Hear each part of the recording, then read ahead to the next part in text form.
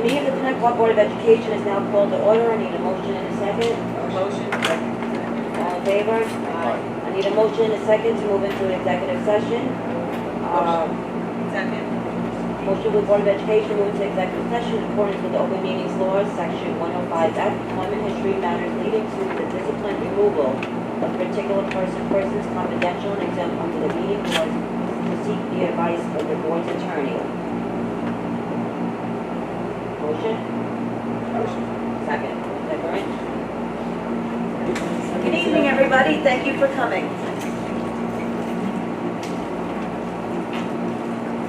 Okay, let's do the Pledge of Allegiance.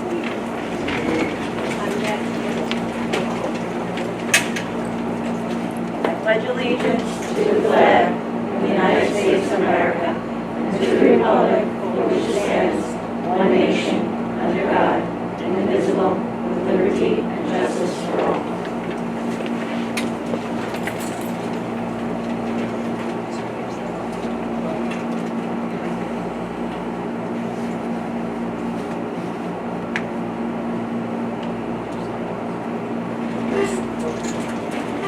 Need a motion and a second? Motion, second. All in favor? Okay, Miss Tina, would you mind doing roll call? Mrs. Obelis, Present? Mrs. Kennedy, Present. Mrs. Panico, Present. Mr. Warshaw, Present. Dr. Adams, Present. Mr. Amici, Present. Mrs. Donnelly, Present. Mrs. Manzi, Present. Mr. Middleton, Present. Ms. Hutchinson. Present. Now, was there any changes to the meeting? I know Mr. Costa would like to go first. So we have to be opening up school tomorrow. I don't know if they're on that. We don't need to change it to do that. You don't need to. No, that's just presentation part. Okay, so, I need a motion and a second to accept the minutes of August 21st, 2018 business meeting. Second? All in favor? Mark Eileen is not in favor of accepting the minutes. Okay, we're moving on to discussion items. So we're taking, we're going to allow Mr. Costa to go first. I think we should be nice to. Okay, Mr. Costa, you have the floor.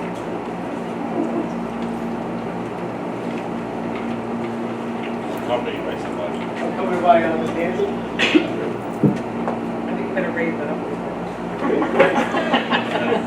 Good sale, Chair. Do you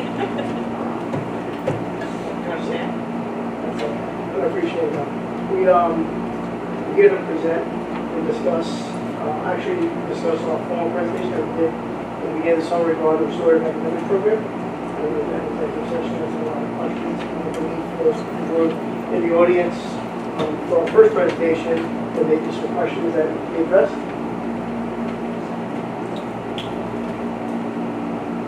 Is he doing the presentation again? No, Do you want me to re-ask my questions? just once if you want to highlight. Oh, back to my notes. You didn't tell me that part. I would have made you go last. You want to just give us a day in the life? You sent us the periods. What a typical day in the restorative academic program Yes, looks like. actually. I could. I actually prefer Ms. Hanson. Okay. We'll speak to that at night regarding the restorative academic program. Not badly. Mr. Not Costa, that. Yes. do you want to give any of the packets out to members that would be interested in the audience? So you actually have mine if you want. I have quite a few, though. They're big. So if you wanted something to just look through, there's not enough for everybody, but. This is just the paper, this is the presentation of the program. Yeah, I couldn't hear you. I'm gonna explain it kind of. Thank you. I'll ask my first question. Ken, I'll ask the first question while you're hearing those out. So, Mr. Hanson, earlier I asked Mr. Costa if children were still being suspended to OSS, and he said that for certain infractions they were. Yes, certainly. So can you explain those? All right. The program is being put in place to replace our ISS room, our in-school suspension room. which we feel just isn't productive. It's not really worthwhile for kids. We're not getting anything out of it. So I'll explain the program and then the day, and then I'll come back to that question. So I think it'll be helpful if you have a better idea. So basically, what's going to happen is, in lieu of a student being suspended, all right, for an offense that normally would be, let's say, 1 to 5 days or 3, a couple of days of ISS for, I want to say minor infractions, but because any suspension would be a semi-major infraction. But then there are major infractions where kids would get suspended for 5 days or more. So anything 5 days or less, instead of being placed in the in-school suspension room where they basically just sit there and they would get work provided by their teachers with no instruction. It's a complete loss of instruction. There's no reflection piece.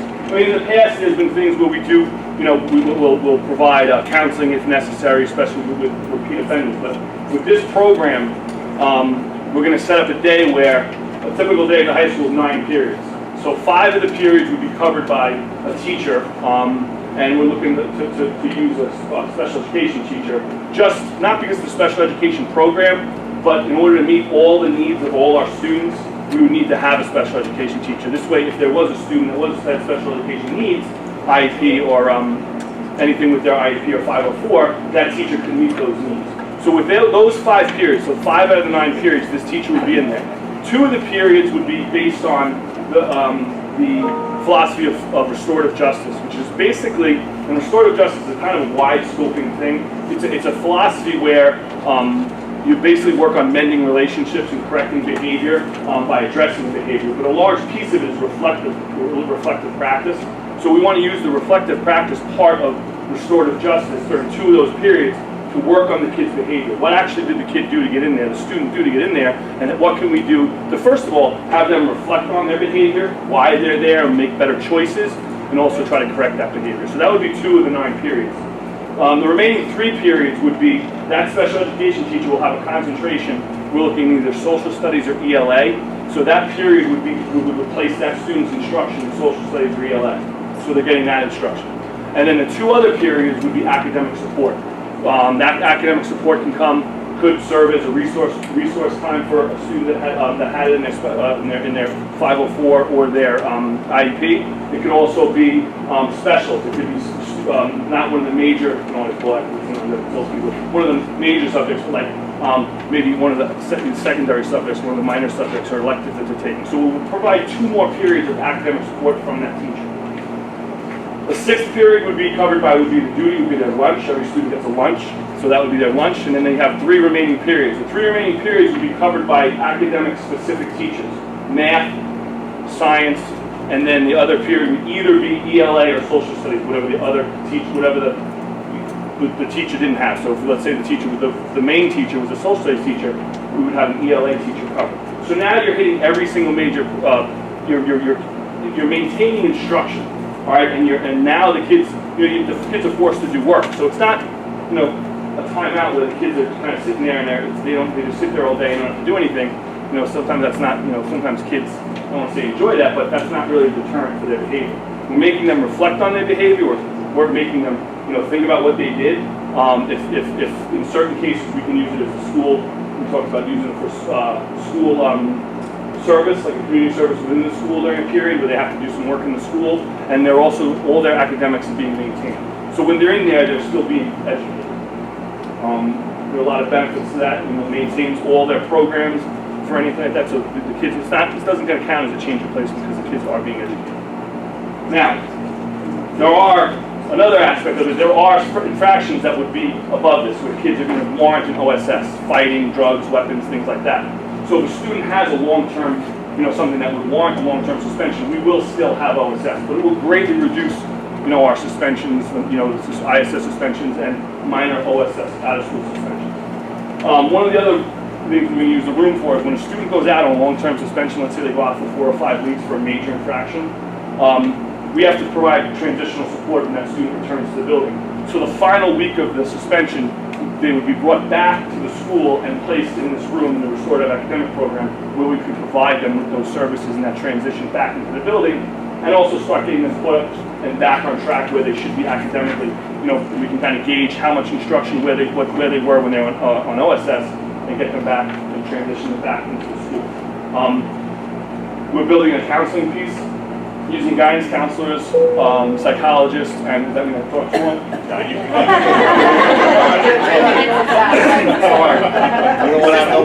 Show. All right. So the last thing would be, would be the counseling component, where we can refer counseling. We have behavioral specialists. We can refer psychologists, social workers, and guidance counselors. So they're going to have a piece in this. We're working with the new director of guidance to work with our guidance counselors so that they can help be a counseling piece within this. Questions? So, I always tell you something about the money. All right, so $81,000 currently right now, but it's not completely servicing the children like we're going to be doing with this program. Now, the cost of the program is going to be $152. Great. Well, it's for the teacher, the main teacher, and the .2s. Are you eventually, depending on the attendance of this program, going to look for, say, a part-time social worker, part-time IFS worker? We have to, right now, with the counseling piece we have now, I think we could meet the needs with what we have now, especially if you, not just social workers we've also used guidance. I think that's a big piece. Okay, so now I understand we're going to be paying the teachers .2. Now, is that a set .2? So say, for example, they're not working 2 days, how does that mean? Are they still guaranteed the .2 at the end of the year, or do you take that .2 and use it for other responsibilities? We would assign. They will do other responsibilities. They still get their 22 stipend, but we will have them do other things. Whether it be class coverage. Okay, so that's for that. They're gonna be working. And I would say the same thing with the teacher that's in there for 5 periods. They can use for other things, assignments, and they can cover classes. Yeah, we addressed that piece, but I wasn't sure about this .2. It's just, prorated when they come into the class with the standing .2, and then we utilize them for that period. I was saying, just, we're gonna utilize them as we see. And we also talked about earlier, the number of children in the room can be anywhere from 1 to 10 and sometimes 0, which goes to what Myla was saying, that if there is 0 kids in the room, they'll be assigned elsewhere. And the room is going to be, I think, it's tough compared to, if you look back at last year, years past, how many kids on average were in ISS. It's going to be greater than that because we're going to use it in lieu of some of the OSS. So it's going to be used more. So some of the kids that might have been on OSS won't be on OSS anymore. They're going to be in.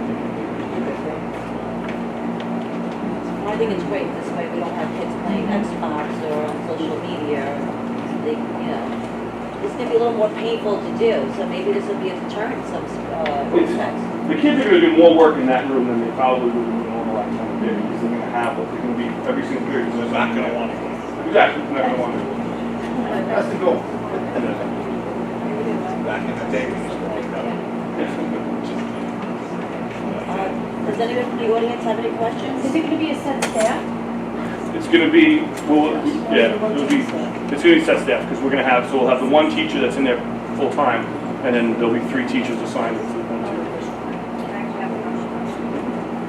Okay, so one is Miss sort of a Kelly, could you speak a little louder, all right, please? sort of a question slash statement. So we're providing instruction for providers for poor behavior, which, we have to determine poor behavior. Your child is out sick, it's not Congress to work for your child. So can we maybe marry those 2 together so that if your child's sick, you also get to work with them and not that we're just provided the child is not behaving. And it's not sense. That's two separate issues, but it kind of rubs me a little bit that like, you didn't do the right thing, now you get an extra instruction, and then, I'm probably a lot. that's okay, and then if you're trying to be proactive and keep them on your hands, you have to literally like badger everybody who will listen to you to get your child home. So that's a concern I have. We should provide the whole children, so that would be the one thing with that. The other thing is that the alternative learning center, so ALC isn't always behavioral, it could just be a child who maybe isn't able to function within the confines of the current educational standards, and sometimes that's a result of that ends up there. And so we have that students are in suspension at ALC, but are they suspended or are they in a school program? That's kind of contradictory. There's actually, I'm sorry, there's two things that run concurrently at the night school. There's the ALC, which is the Alternative Learning Center, Which is for suspense. which is for suspended students, and then there's the night school for students that can't function in the day setting. So they run concurrently, but it's really two programs. And some people use that synonymously when it's not. It Right. has two distinct programs. Okay, thank you for saying that, I appreciate it. Okay, the other thing, as far as the school program, are parents notified, are they required to have a meeting with the school if their child is going to be in this restorative justice program? What if a parent says, you know what, I don't want my child doing that? Then, like, how does this work? When a child and a parent, or one or the other, are both say, no, thank you. Well, you know, it's no different than right now with in-school suspension. If you say that you don't want equal serving in school suspension, we tell you should be serving in school suspension, and well, I'm not gonna bring it to school, then it's a whole other discussion. Right, Because you're not doing them any service. right. You know, as a parent, you know, we would like to see the parents be more supportive of our decision, and, you know, So, but sorry, if a child, unique, but not but gonna if a definitely be child nice, is in this but program, is the parent required to come and have a meeting at the Yes. school conversation?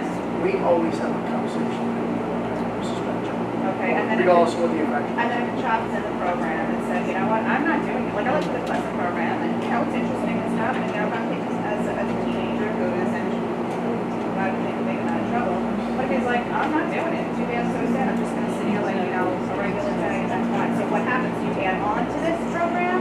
Or is there like another step up? Is that considered like another, is that considered when you're gonna get suspended out of school again? What happens then? You know, Because you can't force it. you can't force a child, you know, 100%. However, you force a child to stay to extended detention is something we're discussing. So if Nico decides, I want no part, some of the options that we're kind of kicking around right now, because it is a brand new program, and we're trying to figure out the best way to handle those situations. You know, we talked about extended detention. So if Nico's in there for 9 periods, he's refusing to assign you, you do an additional 2 hours after school to finish your assignment. I'm But still if a parent says, no, you're not saying yes, I need my child home, because they have a in the babysitter. next day, or the next day. Eventually, what's going to happen is you need a child home living in services. Right. You know, one or two things in that. And then at the station point, then we never want to do that. Hopefully, we come to a resolution prior to that. I be honest with you, those scenarios, I feel from Right, I'm just looking into, I know they're extreme, but I'm just saying, with every new program, you're going to have pushback from probably all angles, so I'm just trying to think that. We anticipate, and we've discussed it as a team, I mean, but what's you know, gonna happen. There's gonna be everything students, that there's gonna be students that are gonna say, I'm not doing this. And there's gonna be there's not really choice, but then you're gonna just get it until you get it done. You know, and then there's a level of insubordination which would require further suspension. I just- There's a contract that will go along with it too. You know, that kind of like says this is what this is all about, and we'll talk to parents about it. Does anybody else have any questions? The art teacher, my entertainment program, it seems to be the linchpin of this program is this reduction in snow festival. That's what you do for everyone. That concept that we see on both the line is like how it's meant to be, that's my name. Has that art teacher received any sort of training, et cetera, in that element of, well, I'm sure there's not someone basically Googling for some good collection assignments and I can't come out. But what's the element of being able to interpret that, work with, to be able to get the most out of that? Because that's what the entire program is requesting, is the ability to have that person make that term. Just giving a worksheet, not being able to interpret it, how to work with them, they will say. Absolutely right. We've conducted interviews on people who we think are highly qualified based on their current assignments and their experience. We're trying to select the best person for the program to be the full-time teacher. That person would have to have working knowledge of restorative circles. Restorative circles is not a new concept. Restorative circles has been around forever in psychology and social work. But not education. But not education as a whole. Although it is coming into education. The restorative circle program concept is more like group counseling, if you want to reflect in practice. We're taking that concept and bringing it to fashion. So the people who we've interviewed several weeks ago all have a working background knowledge of either restorative justice or restorative circles. You know, and that knowledge is one of the things that we consider on who we want to move forward. Yes, that definitely was a consideration. Will there be opportunity for professional development for the person going forward? I didn't say anything, that's what, there will be continuous development of that skill. As well as writing curriculum. All right, thank you. I just, well, you know, also had said, and I'm not sure if I heard it right, that delegate behavior specialist, social worker, and on board with this as well, right? So, There will be contingent, we also have a behavioral specialist who's also aware of the program, a psychologist is aware of the program, a social worker is aware of the program, a guidance counselor is aware of the program. So we do have additional support. So all the normal resources that we have within the building can be used there for the students within the building. Any districts will allow them to be successful with this more successful with this program, or are we about privately one of the first private? We got one of the first to take it to this level. Mr. Hanson had visited ISAP High School, which is actually one of the pioneers in this. The same with Port Oswald. They used something similar to the program, but not to the degree that we want to take it.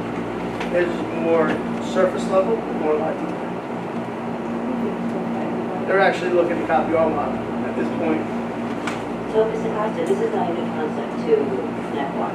I understand some years ago, something very close to this model. Do you happen to know why that model failed, and why this one would be more successful? I'm not sure the program is. It was very similar to this. From what I heard, there was a teacher, they had a teacher that was in charge of it. But I think it was more of, might have been a TA or I don't know. Yeah, I don't think there was a curriculum that went along with it. It was just, it was a job to cover AI session. Also during the day, so it wasn't, okay. I knew there was some type of model 5 years ago, I didn't know it was that, that,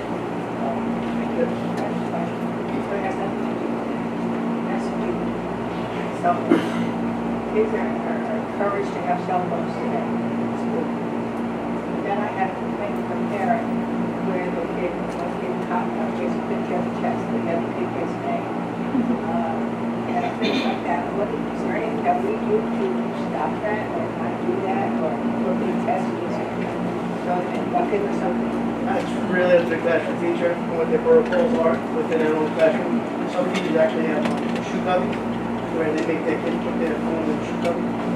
There is some security issues and there's some liability for the teacher to do that. We'll do the best they can to monitor what goes on during the test. Is it going down there? Sure. Do they text in class, things like that? They're not supposed to, it's the teachers have to monitor it. When they caught, they handle it on the spot, but they put it on us. Do you have a problem with that? There are problems with it, because they're not supposed to have their phones with them. Bring your own device in.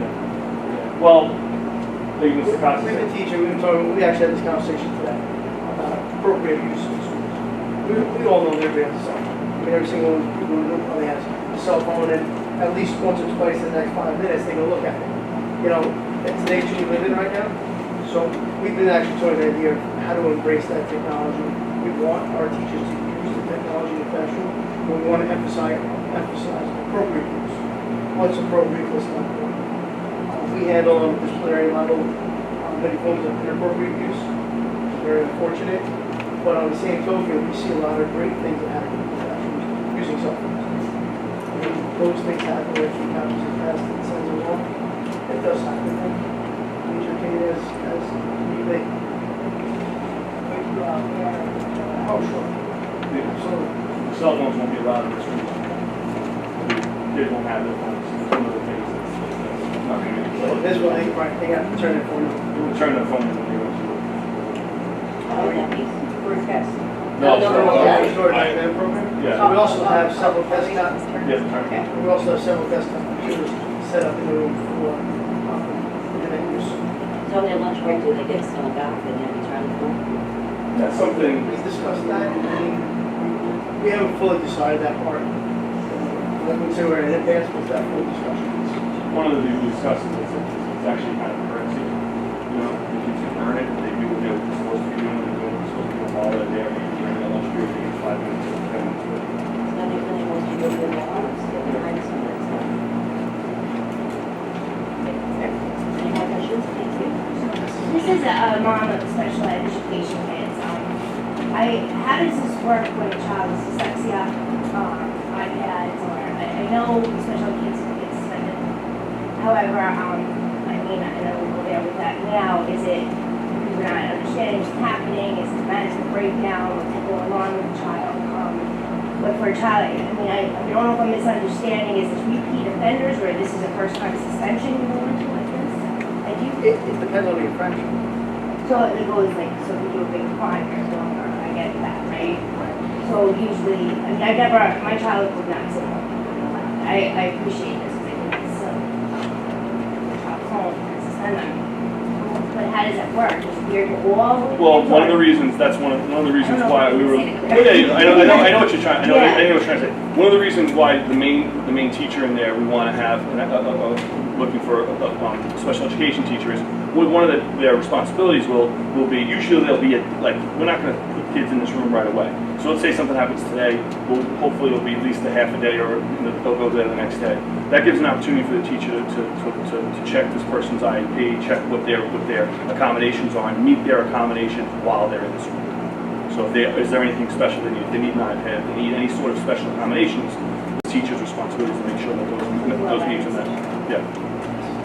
We have a plan in place to accurately track the data to see if in fact we are seeing a reduction in Yes. students. So at the end of the school year, would you be willing to have another presentation to show us that? We've collected the data for the last 5 years on our suspensions, Right. and we're going to compare it to this year. We're going to collect data as we go along. There's a log sheet for every single day. Right. Yeah, but we're also going to. That's one of the things. I'm just saying, like, it would be nice to see that it's working and what you found that, works better than other things. This going to be such a the first couple of years, probably, it's like really fine. Yeah, we have a plan to track all of that. The real goal is to reduce those students who are defects. Absolutely. And that's one of the things that's going to be easy for us to track. Just by number of, sheer number of times students are suspended, the same student.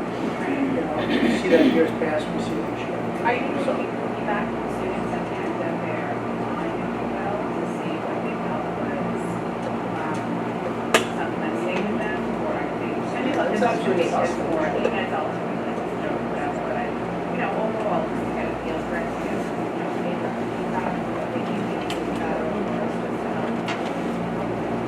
Yeah, absolutely. This is what they're asking, Right here, right. Well, thank you. I think that was suspension. Thank you,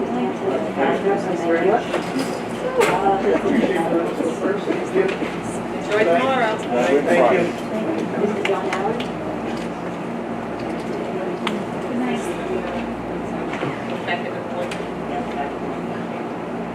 So if anybody wants to treat this like a down show, pull me off the podium, I am more than okay with it.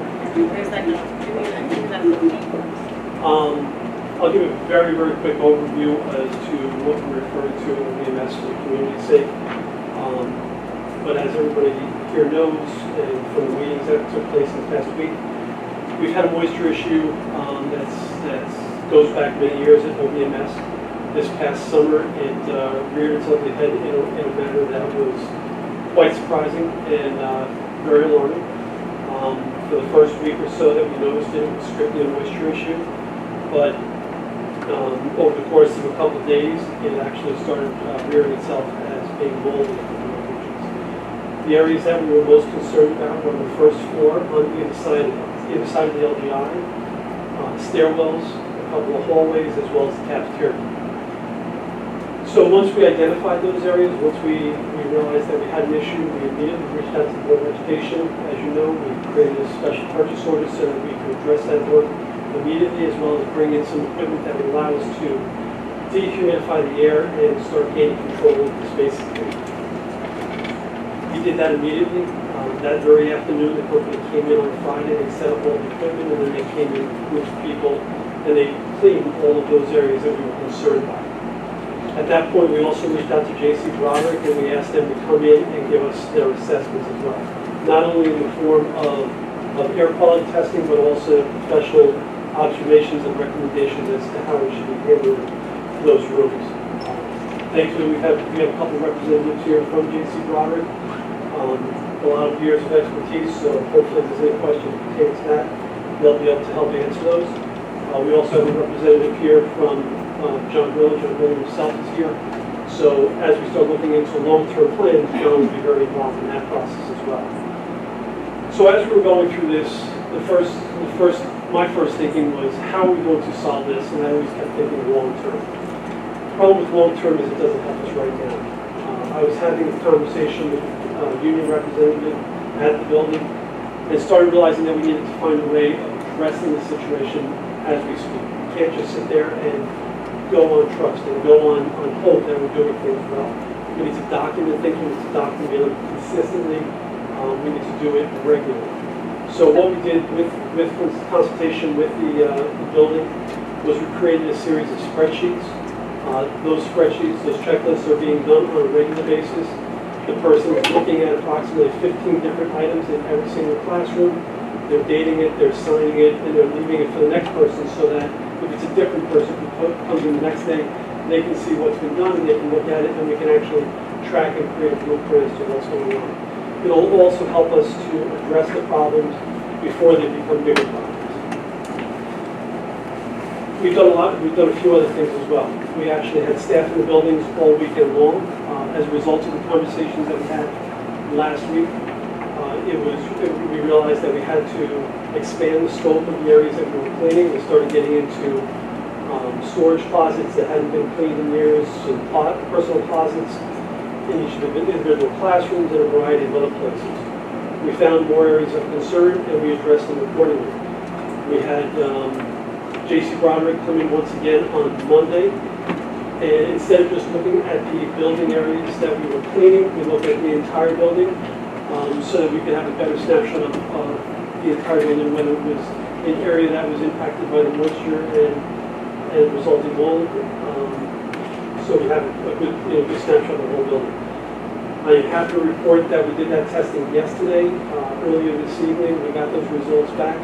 And J.C. Broderick and the staff can actually speak to it a little bit better than I can, but we received it all clear. What that means is that the outside ambient air is, the inside air quality is on par with the outside ambient air. So that's a huge step in the right direction. It means that by dehumidifying, by cleaning, we have turned the corner. We've made progress, and I do believe that in the short term, by creating these daily documents and developing better rapport with the staff, we're going to be able to continue to address it and continue to tackle it until we have an opportunity to do some long-term fixes. I'm sorry? That would be the unit ventilator. So one of the people that was in the conversations last week was an engineer from Mr. Grillo's, that Mr. Grillo uses for his design work.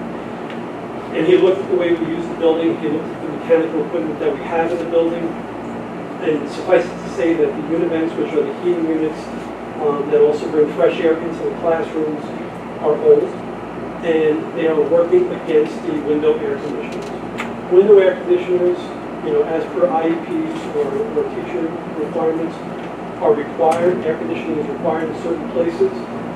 The only way we've been able to address that in the past is to put a window air conditioning unit.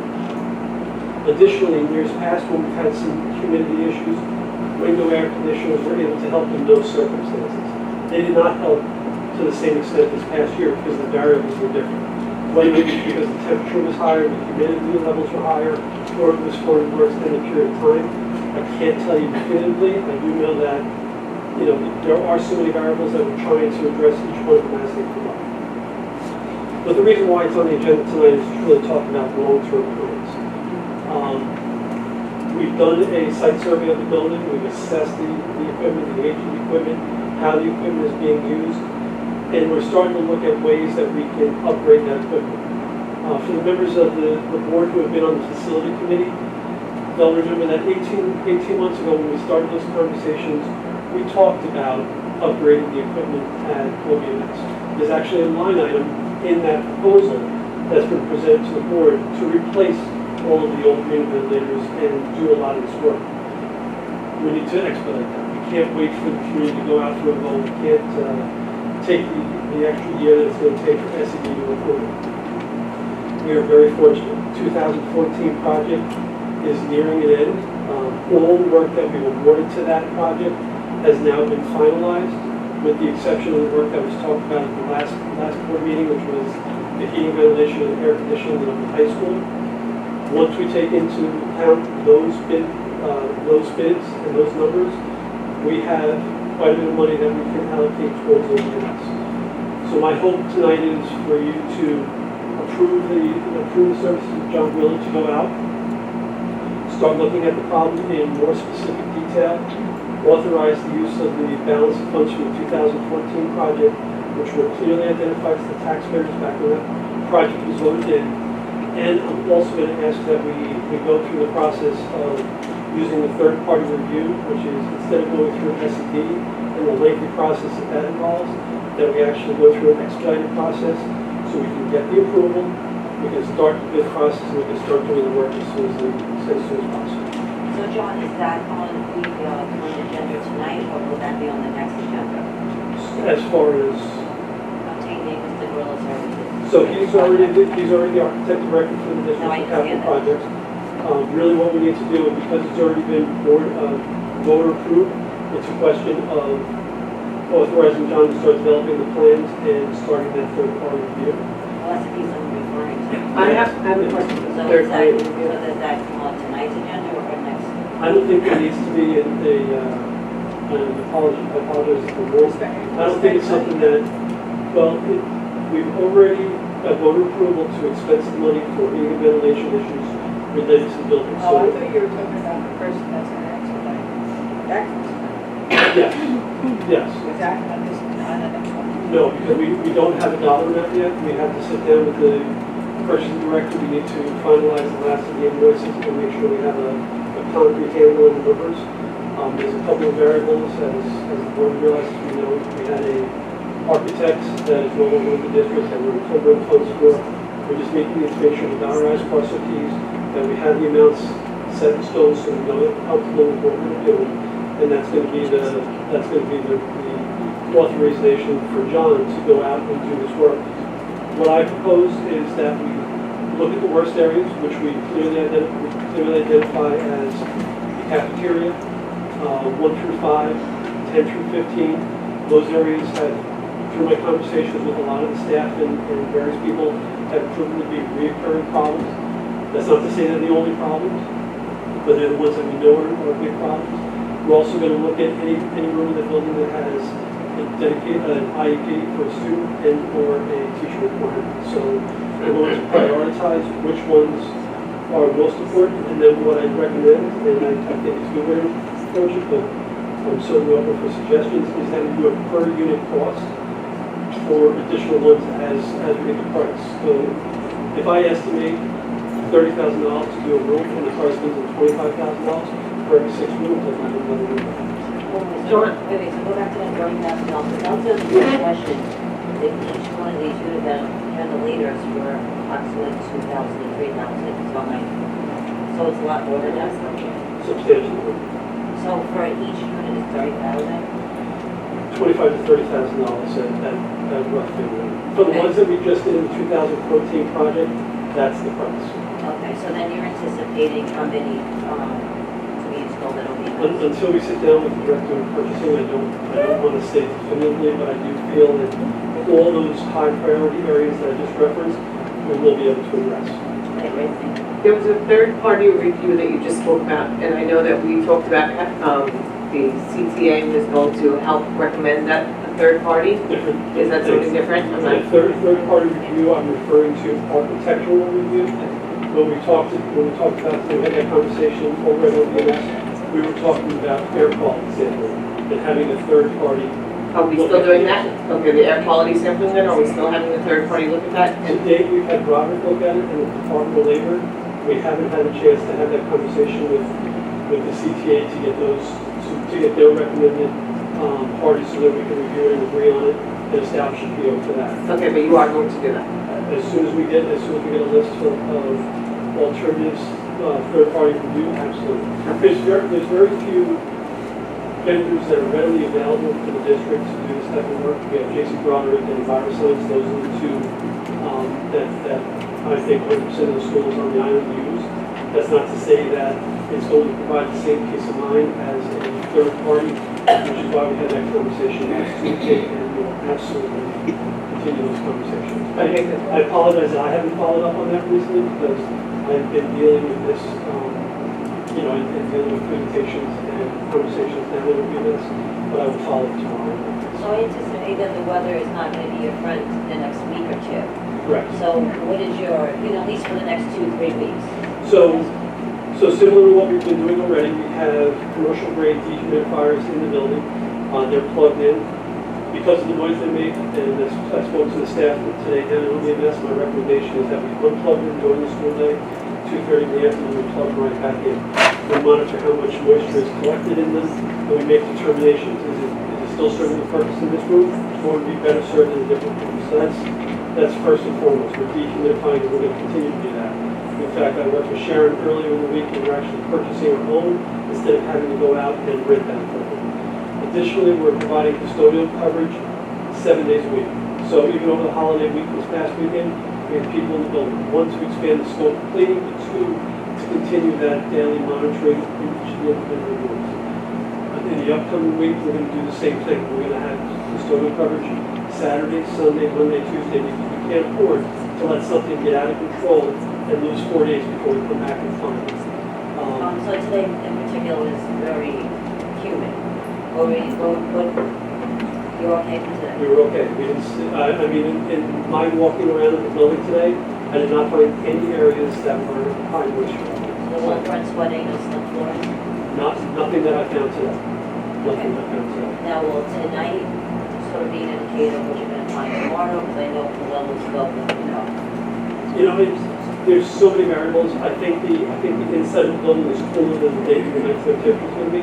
So I don't think that's the indicator. I think it's actually during the heat of the day when we have a larger temperature differential. But I'm not an engineer. That's just me, using the logic that I have when I sit in my car in the air conditioner and I step out into the parking lot and my glasses off. Using that same type of logic, I'm trying to correlate that into the building and how it happens. It's the change in temperature, it's the surface temperature that causes all that humidity to condensate and cause problems. Okay, so maybe you can answer the next question. I understand through via Facebook that a lot of parents are extremely concerned about the mold, the health impacts of breathing this in. So could you talk a little bit? I'm sure it's Mr. Rodriguez. Yes, Mr. Rocker. I was like, huh? Yeah. Wait a minute, what?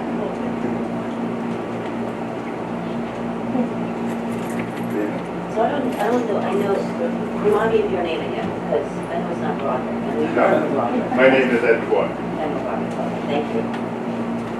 I'm sorry, so what is your So, question? I know the main concern, or well, I shouldn't say the main, but one of the concerns with parents is the mold and breathing it in and the health implications from, the mold being present.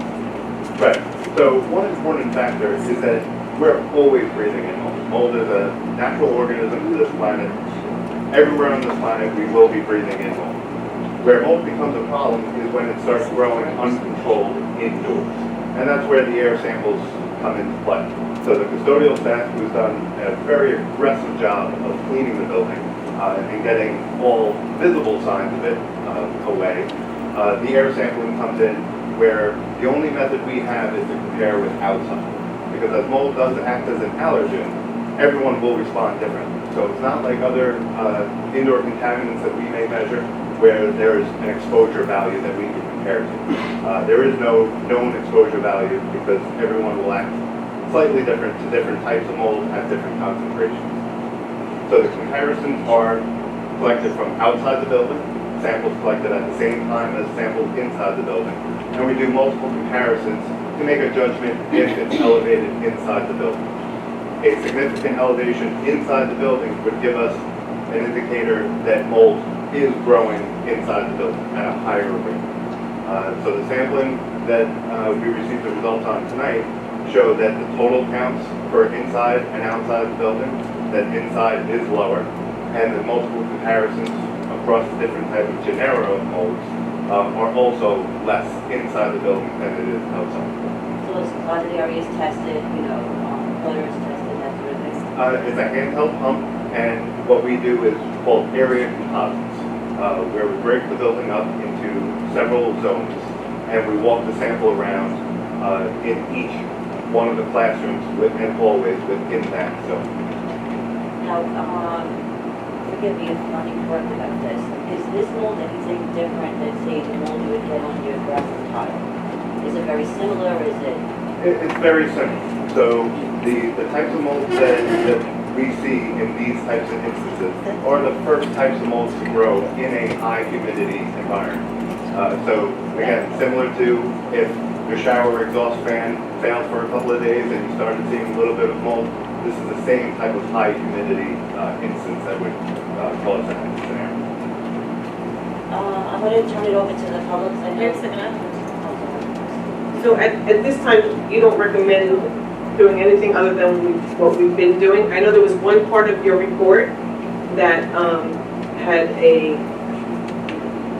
not a negative, I don't want to say negative, but it had an undesirable, you know what I'm talking about. 2 weeks ago, when we did some of our testing, after we did our initial cleaning, once again, we called in the experts to make their assessment of the situation. They identified 3 areas that they were still concerned about because the levels inside were higher than they were outside. It was cafeteria, room 3, and 5. Based upon those observations and those tests, we went back in, we re-cleaned those areas again. So, you know, it's fluid. It's not something that, you know, we can sit there and say, we got everything. It's 100% resolved. It's a process. But, you know, that is a perfect example of a situation where, you know, as much as we try, and as much as we make every effort, there's still times when we have to go back and do. So here's the bottom line, are the kids okay to start school tomorrow? Do we have to make some sort of rash decision tonight? And not rash, it wouldn't be rash because we have all the information, but do we have to make some sort of decision tonight that will impact the start of school tomorrow? So all I can say is, based on the data from the testing that we've done, the inside air quality is as good, if not better, than the outside air. Thank you. Is there any questions from the board? Okay, I see I'm going to open it up to the public. I see Mr. Fazio. Just a quick question. I know I thought it wasn't very clear the other day. You had just said you did an air quality sample at the outside after the entire building was cleaned. Is that correct? Yes. Was there an air sample done while the mold was growing at its worst point? No. Okay. Just hold on to that. I'm going to get this out of my head. Okay. So there was no air sample. So while the mold is growing, mold is getting to its worst point and it's found in a classroom by a teacher in a closet, whatever.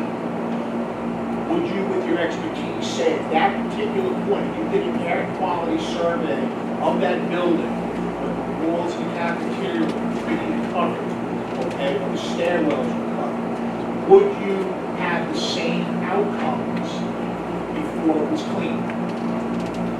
Can I just comment on that real quick? And please. And this is the reason I'm asking, because the complaint by the teachers is, yes, after it's clean, it comes out fine, air quality samples are the same. Their concern is while it is growing, the students and themselves, when it gets to its pinnacle, its worst case scenario, like it was, how damaging is the quality of that air while they're breathing it in until it's clean? That's the question. That's the question. Yeah, that's a good question, but I think from what I've heard from John is by the custodians going into the classrooms and checking everything off every day, don't they see that? Well, It's happening it's every day. definitely going to be a give and take, and it's going to be the dialogue that keeps it at bay right now. The other piece of it is, when we identified it as a high humidity issue and mold in locations, I have to say, it did not cover the cafeteria. There were 2 locations on 2 paintings that there was mold. It didn't cover the cafeteria. There was probably a 4-foot area and a 6-foot area on 2 respective places. So I just want That's a to, significant amount. I'm not saying it's not Get a significant. few dots on the ceiling and man, that's significant. I Go get ahead. it, but I know. it's not covered. The point is, let's go back to my original question. What is the quality of the air while the stuff is growing and people are breathing it in? Is it different than the quality of the air after it's been cleaned? I know it's fine after it's cleaned. My concern is while it's growing, getting to that. And it's hard to speculate when we did not We don't have What do you that think, data. your expert opinion? We've had, in my 16 3 and years 5 of doing this, 3 and 5 will Right. clean, and they have iron on. there are times when you can see plenty of mold visible and the air samples are fine. That doesn't dispute the fact that that mold should still be clean. There are other times when we don't see any mold and the counts are high. So it is very difficult to speculate on samples that we don't have. The procedure in place that the custodial staff is following on a daily basis is preventing it from getting to that point. They are following the recommendations by the EPA for cleaning when there is a high humidity environment. So based on the procedures that are in place right now, regardless of how humidity is on, we're not going to detect OBM or cover, not just 4 quarters, cover the mold. Those have been cleaned, and those should not get that amount of mold on going forward. That's the same Right, so procedure. the procedure in place is to identify this as it occurs so it can be addressed immediately. Without doubt, and that room was bad, without doubt. And I sat there and I spoke at length with the teacher from that room. We discussed it, we talked about it, we actually went in that room today and we both things and everything else. There is staining in that room, you know. I don't know when it occurred, I don't know how old it is, but there's staining in that room. It's not active mold spores, but there's staining. We have to monitor it to make sure. We will Have pictures taken out. Can you speak up, please? I was asking the other day, when we did the walkthrough, all the pictures that were in the hallway, and say most of them had mold, and I'm asking how those were taken out. So we went through and we inspected all of them. Anyone that had spotting on it was taken down. It was put in the cafeteria. We removed the backs if it was on the left. They're just laid out. We're cleaning it, and we're cleaning each and every one. We have new matting, whereas there was staining.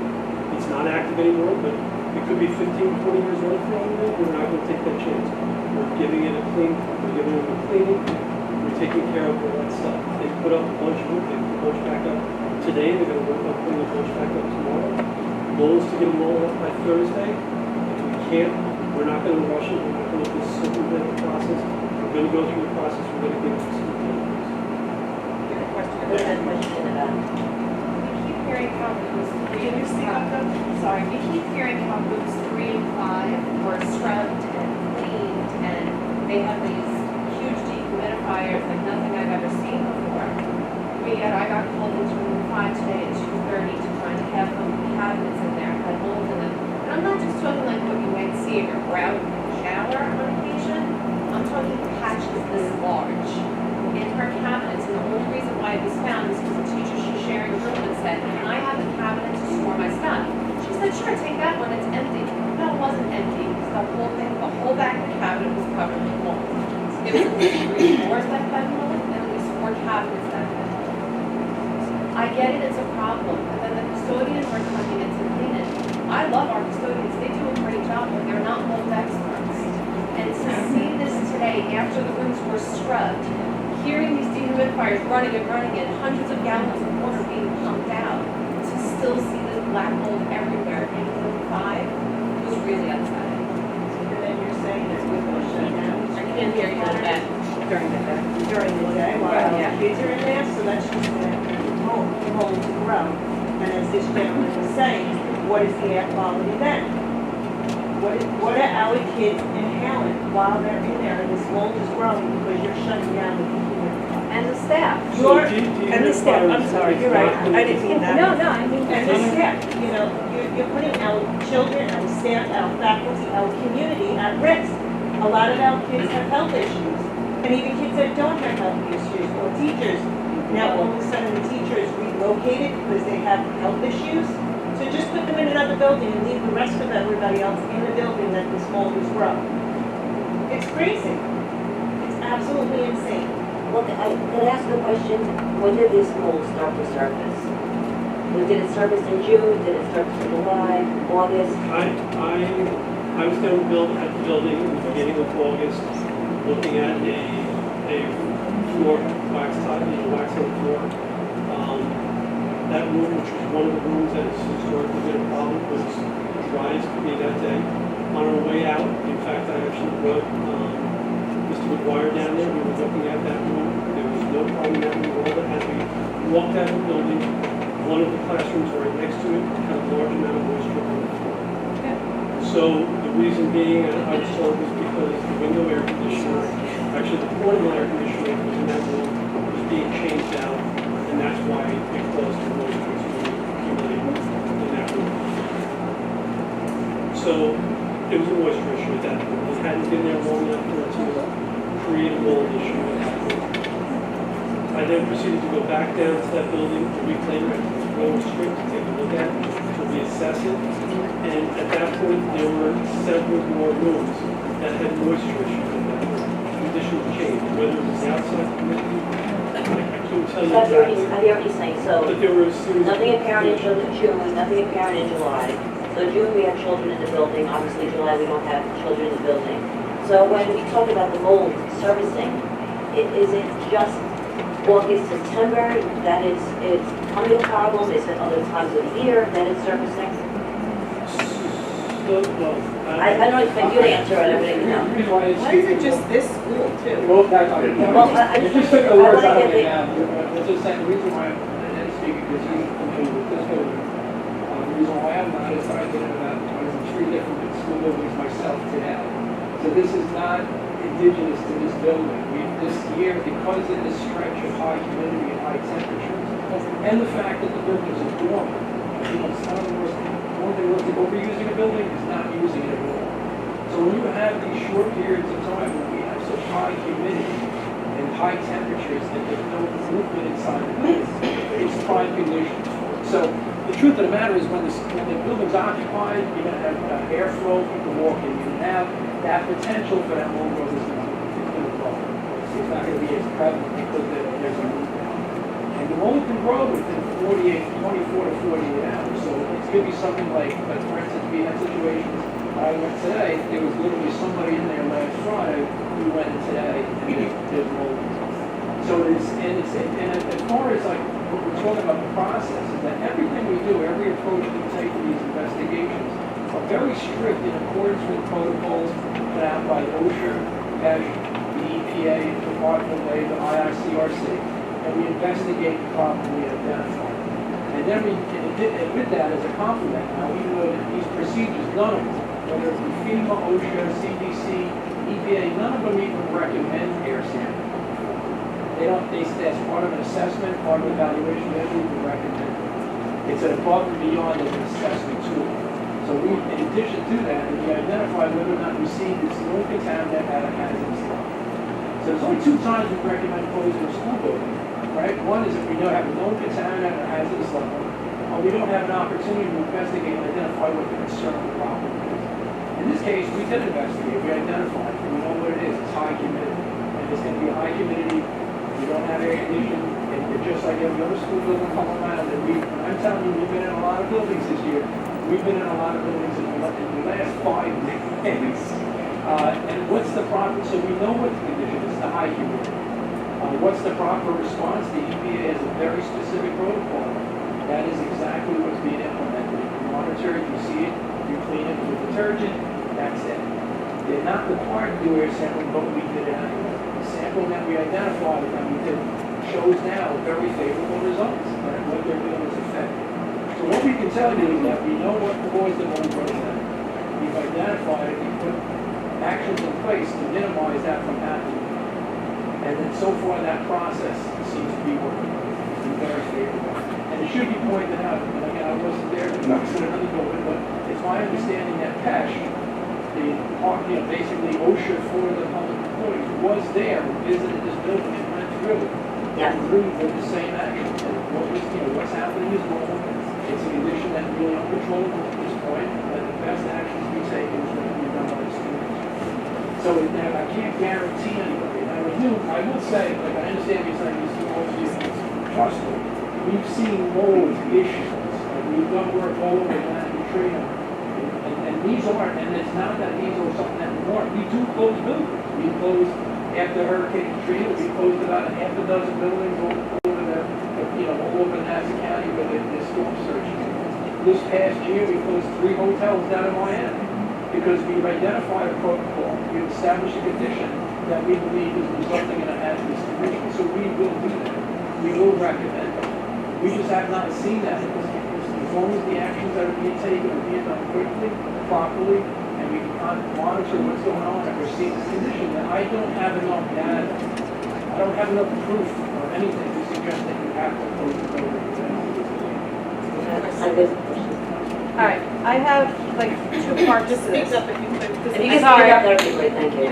My question is, as far as the cleaning goes, I understand the LGI was affected. Was the carpet removed? It was not. It was not. So that could be basically just housing mold spores. So the second the humidity gets to that, it just keeps growing. It just keeps it just keeps growing. I know in the past, after Sandy, in my neighborhood where I lived at the time, everybody had to remove their carpet. That was the first thing the insurance company said. Get it out. If you had ceiling tiles, get it out. Have these porous surfaces that the mold feeds on been removed from the building? And if so, were they removed in such a way that the spores did not spread from the location that they originated in? And there's a difference here between a sandy type condition Right. and a humidity type condition. I understand that, but We have there are several guidelines, and there are stacks of guidelines that say how to react to each type of building material based upon the type of water that impacts. So when you look at a Hurricane Sandy type Yes. material, that is what we call Category 3 water, where a humidity type issue is a Category 1 type water. There are also, Got it. No, just what he's saying. No, I got it. Category The difference 3 between water, flooding is and water that's humidity. coming in and contaminated with fuel Right. oil, goose, everything Yes. that's in the world, and it gets absorbed by the padding of the carpet. So that is a no-brainer, gets moved out. This is condensation on the surface. Now, with that said, long-term thing, like as an indoor air quality specialist, we don't like carpeting, period. Right. So, but it's again, is it something that needs to be, is that something long-term that we But would something like recommend? wet ceiling tiles. The same thing is, depending on what it got wet with, the saturation index on it, and that would be determination on whether, but your ceiling tiles that you can't, we need those. Yeah, but they're cheap compared to other building supplies. That's what I'm saying. No, It's if it a was- lot if less it- expensive than, say, drywall. No, if it got saturated and it went, like what he said, once it hit that category for disposal, then that would have been recommended. Okay. And the air quality you're saying is good compared to outside. That I understand when it's a clean building and empty buildings. When you get 1,000+ students, staff, and everybody walking around, rubbing up against this and putting it back in the air, who's to say that the air quality didn't change just from activity within the building, especially if you don't have the dehumidifiers right? And heat and humidity is only going to get worse over the next I few agree days. with you. At what point do we consider keeping the school closed until this heat wave passes? And the mold can be properly remediated? for the record, as far as how the mold is being remediated, Yes. it is being properly remediated. The EPA guidelines are being followed.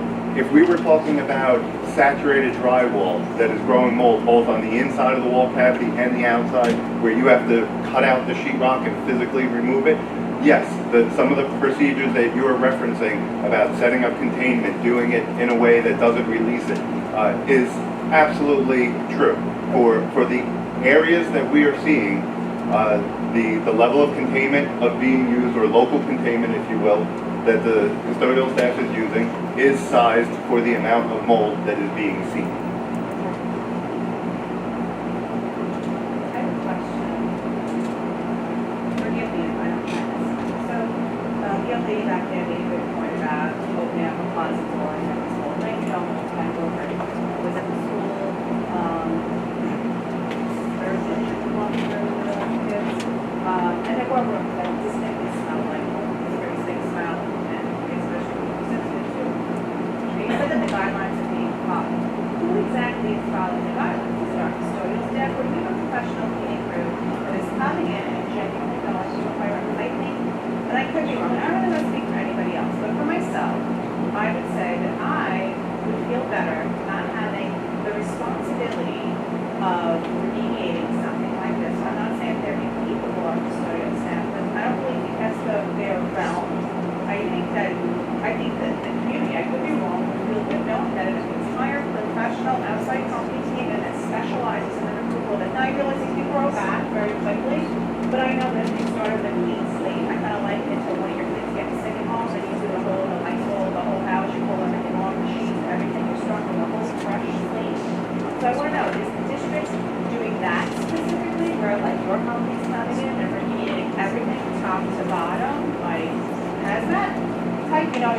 obviously not that level, but something along that. Is that what we're doing, or we're just giving the guidelines and overseeing our custodial staff so that they are now responsible for all the people, which is John, really not do you want to their address that question?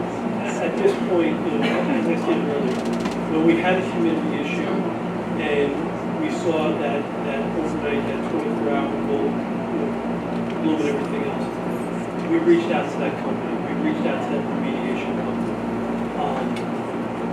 Correct me if I'm wrong, the right to know and all the different things that we do on a yearly basis, all the custodial training, they are as qualified to do the cleaning as these remediation companies. Yes, we're not talking about demolition of building material, and we're talking about surface cleaning. And using the products that we have readily available to us properly. But do you genuinely say that the limited amount of staff that we have, qualified or not, I do believe they are qualified, can adequately, thoroughly clean each and every one of those classrooms from top to bottom, and without missing or whatever? I think that if the outside company that has an entire crew, it's like that landscaping crew versus mowing their own lawn, it's the same thing. I just feel like it might be more effective, and I think it's kind of a small price to pay, to maybe help the community out for the way. It's my understanding, actually 12 more custodians in, they're doing it 7 days a week. I am concerned about Route 5 though, is it something that No, needs to there happen? is. Joe is clean, too. Clean twice, right? She said it was just, and then we'll check every. So you come and But- clean it after you fall? After you fall and said something you don't like, they follow protocol, go there and take care of the problem. In other words, if we have any communication, are you? Is there mold now, is there mold now? Well, did you let him know this way he makes sure something goes, you're gonna miss a spot, like they said. No, no, If right. they hire an outside company, that's what I'm trying to. That wasn't really the outside company clean. It's good, and they could have very well, So, We're gonna go through this, it's gonna be a process. There's no crystal ball that says we're gonna be able to address every single. So I just think, like, So even if they were in the room, they could be in that room cleaning it today, and then what you're saying to me is, if I'm hearing correct, tomorrow, that mold could grow right back again. Kids don't use that, really, teachers. So I'm gonna ask a question, a nice layman question. So I've seen these shows, and that's why I kind of not a fan of going away on vacation. They say if you close the light, you put the blue light on and you can see. Is that something how you can identify? We've actually purchased UV lights for the custodians, and they've been over this past week and going around to certain areas.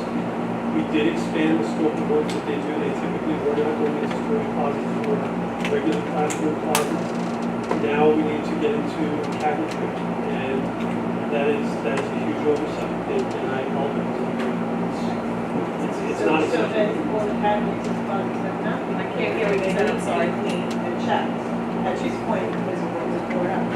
So you're gonna be able to do that in a 24-hour period and have everything clean and prepared for our students and our staff. Well, I'm sorry, the staff is going in tomorrow, so while this cleaning is going on, while the mold is going around, the staff is safe in the set.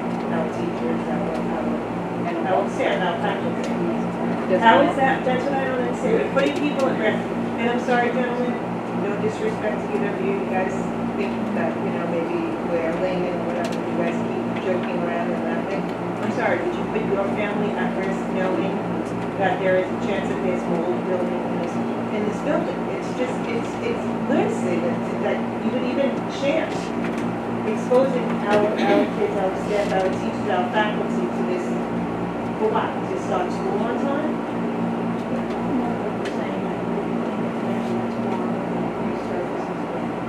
Is that dangerous? Kind of mold that was accumulating 24 hours? no, it's, odds are if you clean the surface, it's gonna remove the nutrient source for the mold to grow. And it will grow again. But what we're saying is that it can, if that nutrient source comes back, and the moisture there returns again, then it could grow. And that's why. But as far as the type, Process. as far as the type of mold spores, again, the mold spores aren't creating, spontaneously creating within these spaces. Every mold spore that's inside this building, inside that building, was outside and it came in. All right, so mold is everywhere. Like when you were born and the doctor slapped you on the mouth, you think that first, you breathed in a mouthful of mold spores and you're going to breathe it in again. And hopefully God will on your last breath. Now, the only difference is like what I said before, is the only time it becomes not even a concern, not a hazard, but a concern is when we have it growing inside. So instead of this cladosporium, a penicillium mold at 5 colony forming and it's outside, we're at 50,000 inside. That's when we start saying we have a mold concerns.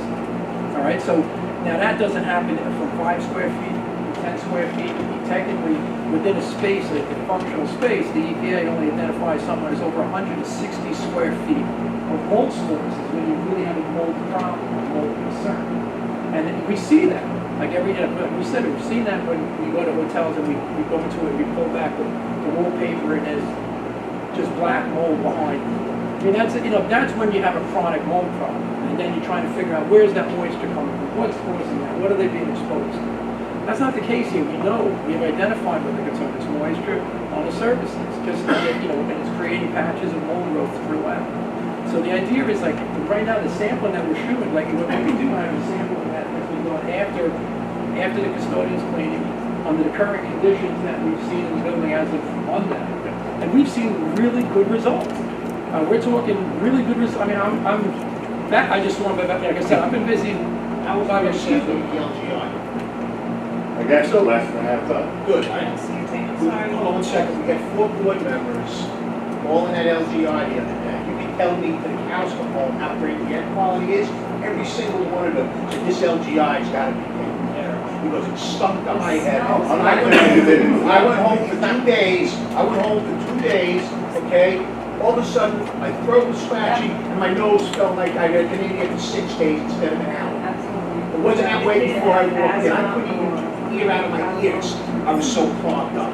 So your air quality tests may be fine and dandy. They might meet every statute, regulation, to God knows, okay? The bottom line is, the reality of the situation is, our teachers are complaining about that LGI and the stink in there and the unhealthy air quality in there for 10, 15 years. We have parents complaining about the air quality there. We had 4 school board members walk out of there saying, this place has to be taken care of. It's a mess. We saw active mold growing on instrument cases. So all the data, all the information you're given, okay, I said it before, I'll say it again, it's beyond that. We've been hearing this for 15 years. They are sending their children there. My teachers are going in there and asking to be removed from the building because they've gotten certain sicknesses and illnesses over the years. They go home with red, watery, itchy eyes and sinus infections that they do not have during the summertime. So all the data, all the quality testing that's done, it means nothing to the people that are concerned about it. It really doesn't. That's what you guys do. They say air quality, they say drinking water, the federal, the people who do this kind of work say it all the time. And then you have people, they find out later on, the iron levels are poisoning kids. And this is poisoning this one, and this is poisoning that one. But the guys who went in and measured said everything was cool. They said the air in New York City was cool too, after the towers came down eventually. And it wasn't. People moved the hell out of there who was smart. So again, I appreciate everything they're doing right now going forward. I am confident this is the first time in my 35 years in this district that they are taking the bull by the horn. So I will tell you that. It's the first time in all my years I've seen a group of parents here complaining about the air quality at OBM, and I applaud you for being here, because our teachers and the CTA have been complaining about it for 20 years. And we used to get answers like, you guys are crazy, there's nothing wrong here. They've acknowledged there's a problem here. And I will say, from the superintendent on down to the board, they have given us their word that no matter what it takes going forward, they are going to do to remediate and fix the problem. It's the first time in my 35 years they've actually talking about a plan. So that's all good, positive stuff. And I want you to know that these guys have been working their tails off since last week. And the letter that was sent out, I was 100% supportive of. because it was honest, it gave you the facts, that went to the faculty and staff, okay? They had been working diligently to get that building where it needs to be to open up for students. So, but again, I totally understand. I just don't want this to be what you leave with, because none of this means anything. All this razzle-dazzle, fancy talk means nothing to them, it means nothing to my teachers. It's what you guys do, and that's fine. But the reality of it is, there are parts of that building that need to be torn down and built from the ground floor up, and the cause of the humidity isn't air conditioning, it's a lack of air conditioning, nothing to do with that, all right? It's a much bigger problem now. That cause needs to be found, and that cause still hasn't been found. Humidity, where's humidity coming from? Why does every building in this district have a mold problem? How come our auditorium at the high school 3 years ago, you could wring out the water that was in the drain? We were told because the air conditioner broke. Now I'm being told maybe because we use air conditioners it's causing it. Then they were told they have to keep the air conditioner on in there to avoid having mold. So what is it? Find the cause. I'm confident that this Board of Education, this administration, are going to fix this problem, one way or the other. And that I say to the parents and I say to my own staff.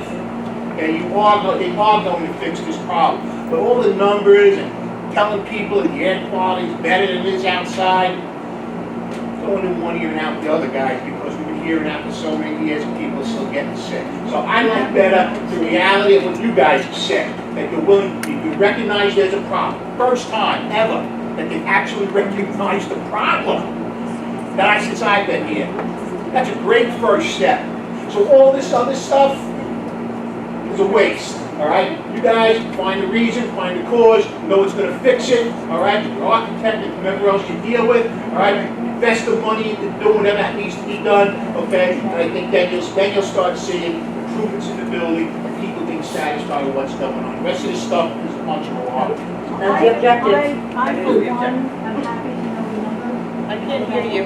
Things are being taken care of, and say, appreciate you being here. And if you're correct in all that you're saying, things are getting better, let's just let them do what they learn and move forward.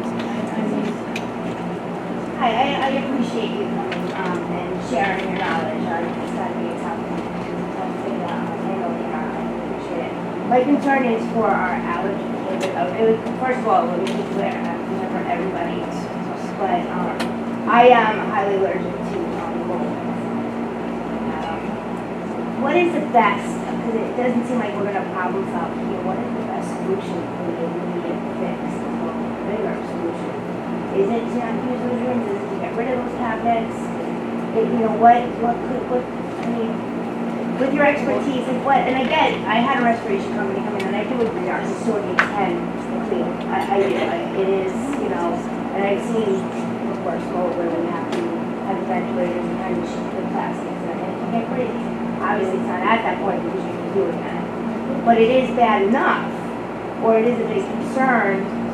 What is an immediate thing we can do to get our kids into school? Really, there's a lot covered. Yeah, I know, I'm sorry. So let me start with, I got one tab. Yeah. Can you just speak into the microphone? I have this thing in my ear, I can't hear. Just to bring a couple of things. One of the points is that when we do investigate, we sit there and say that we've never found anything is erroneous. It's not true. I mean, as a matter of fact, we came in and we identified conditions. There was some examples where the cleaning was performed and they said they were done. We said that was not enough. We wanted to clean more. So like I said, the only thing we can do as scientists is to go through established protocols. And we go say, this is what the experts, the EPA, in this case, we're following EPA, following OSHA, following FEMA, following CDC, IICRC. They all said, do this investigation, this inspection. That's exactly what we did. As a result of that, we did identify concerns. We did identify mold growth. We did identify moisture concerns. In order to address the bigger problem with moisture, which again is relatively limited, and there it is, it's very complicated. It's called psychometrics. We have different temperatures, a different amount of moisture in the air. Sometimes air conditioning can help, and then sometimes air conditioning can't. It's very complicated. It's very frustrating. But that's science, that's just the reality. So when you ask them so we identified a problem, they've implemented the process in accordance with the EPA standards, which is specifically for school buildings.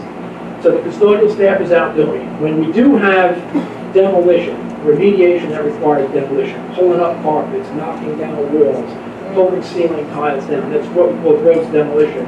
In those cases, yes, we do recommend that work be performed by a remedial contractor using specific containments. But in this process, when it's just surface cleaning, they usually, the custodial staff is more than adequate. They are professional cleaners. We don't recommend, the EPA don't recommend different kind of solvents because now we're introducing other chemicals that people can be allergic to. What it's showing based upon what we've seen and then the sampling that was performed, again, as a quality assurance, we take all it is and say it shows that it's being effective. So to answer your question, what's the best thing to do in the short term of what we're doing is exactly what you're doing. Does that mean they're going to miss a square inch here, a foot, something behind it? Yes, obviously it's possible it's actually happening. Is that going to result in a condition that we believe to be detrimental in accordance with all these kind of regulations and standards that we're looking at? No, but that's all I can go on. So I isn't can't. it true that there are no standards set by OSHA? So you can say it's not hazardous, but you don't know it's safe. That's correct. So you can't say it's safe for us, we're sick. Getting sick. Well, and I'm not going to, and I'm not a doctor, and I wouldn't say that what is safe for you. That's why I'm not using the words. I'm saying what we're saying is that the levels I outside. just want the community to realize, saying it's not hazardous, because OSHA has no standards set. So you can't say we're safe in that building long term. Right, safety is a word because without knowing what your susceptibility to what mold at what concentrations, there's no way I can say that for you. For instance, you could be in a room and feel sick, and I could be fine. Like even myself. What you feel, there's long-term effects to systems. You're right. So all we're establishing is that the concentrations of molds that we tested outside are the same or less inside. But the building's still I can only give you. I have to give you a scientific approach to it. And this is the sampling. The sampling we do is an established sampling methodology that compares this to established methodology. All it's saying is that if you're getting sick at that moment we took the samples inside, then you were getting sick outside because you were exposed to the same concentrations even more outside. And that's because the inside, it's demonstrated that unit ventilators that are on upper working that do have filters are actually filtering, and it's keeping it lower. So I don't have the luxury. Like I said, I'm the one here that's to be concerned because I'm the one saying I'm not finding it. Like I said, if there was a reason for me to say it's closed, if I had a reason, and just like you said, when we said there's a reason to clean this because we found this, there's a reason to implement these because we saw it more. There's a reason if we're going to recommend something because we found a harmful contaminant at a hazardous level. I can't find that. I can't go on, I got a feeling. Not the risk of reputation. Yeah, exactly. I just say this, I know the board is willing to spend money on the event. I know we're willing to do everything possible to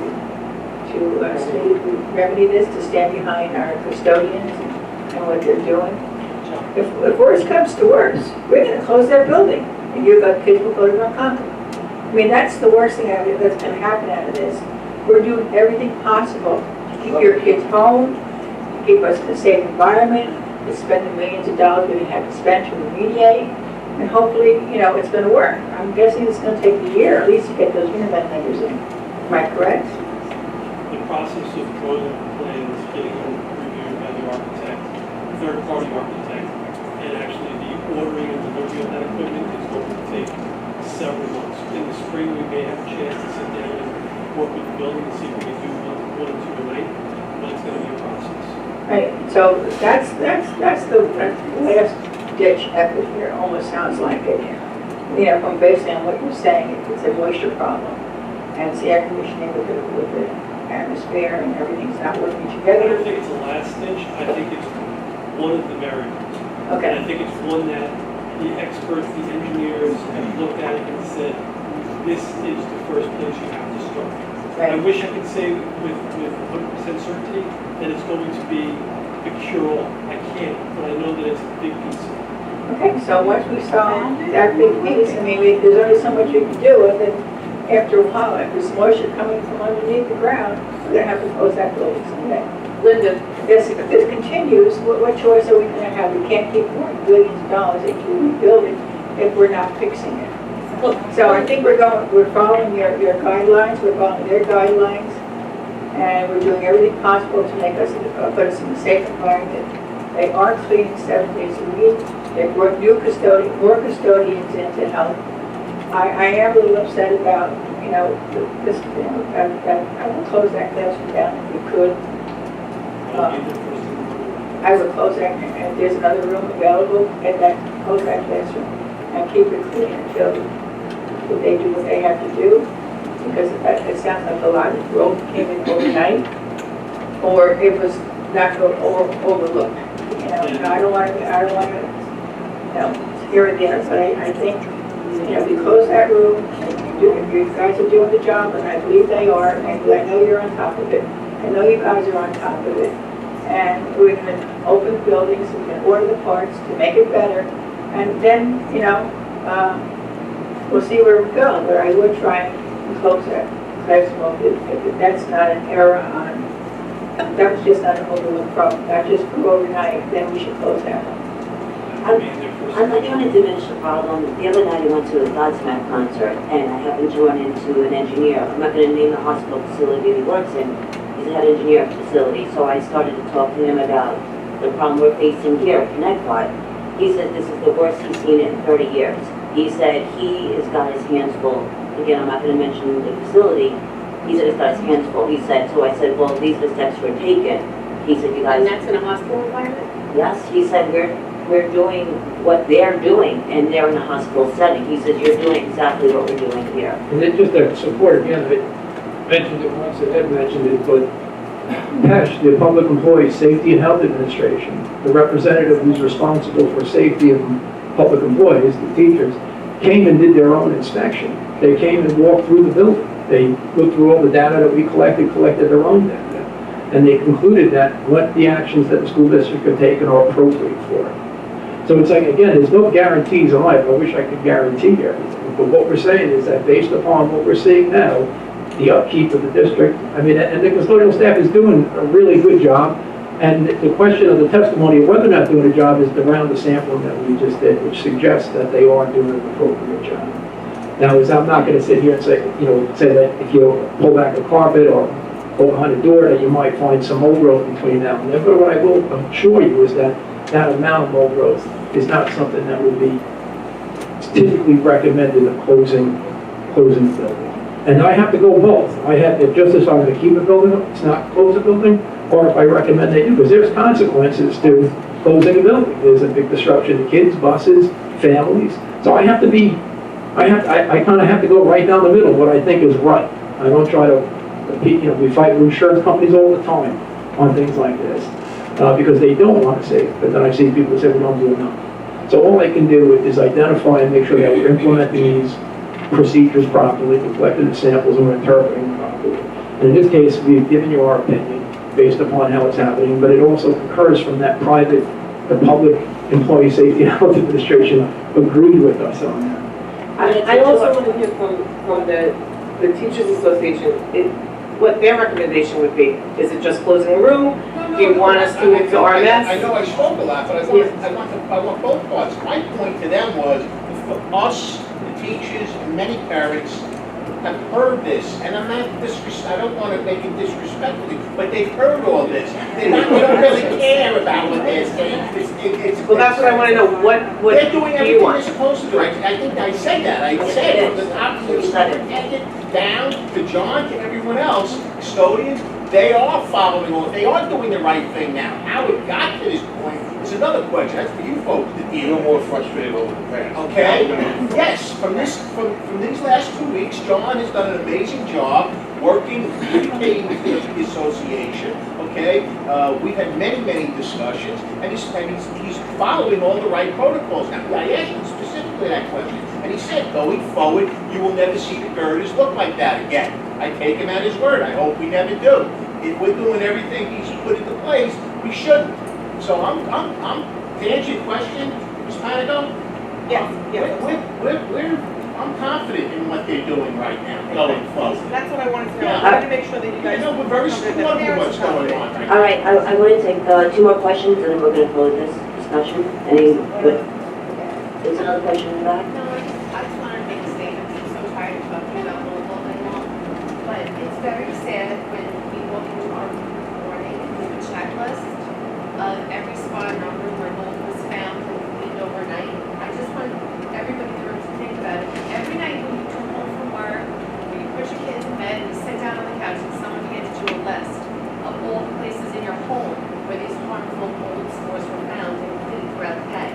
It's like that gift that keeps on giving. Every morning I'll walk in and have like a checklist. Mold was here, mold was there, mold was here, mold was there. Have a good day. You'll get your next list tomorrow. And that's just, it's a very sad way to work. And I appreciate what you're doing, and I appreciate everybody coming down today. It's nice to know that everybody cares. But it's really sad that that's the reality of every day. Your last question. Bottom line, custodial teachers, how do you feel about opening on Thursday?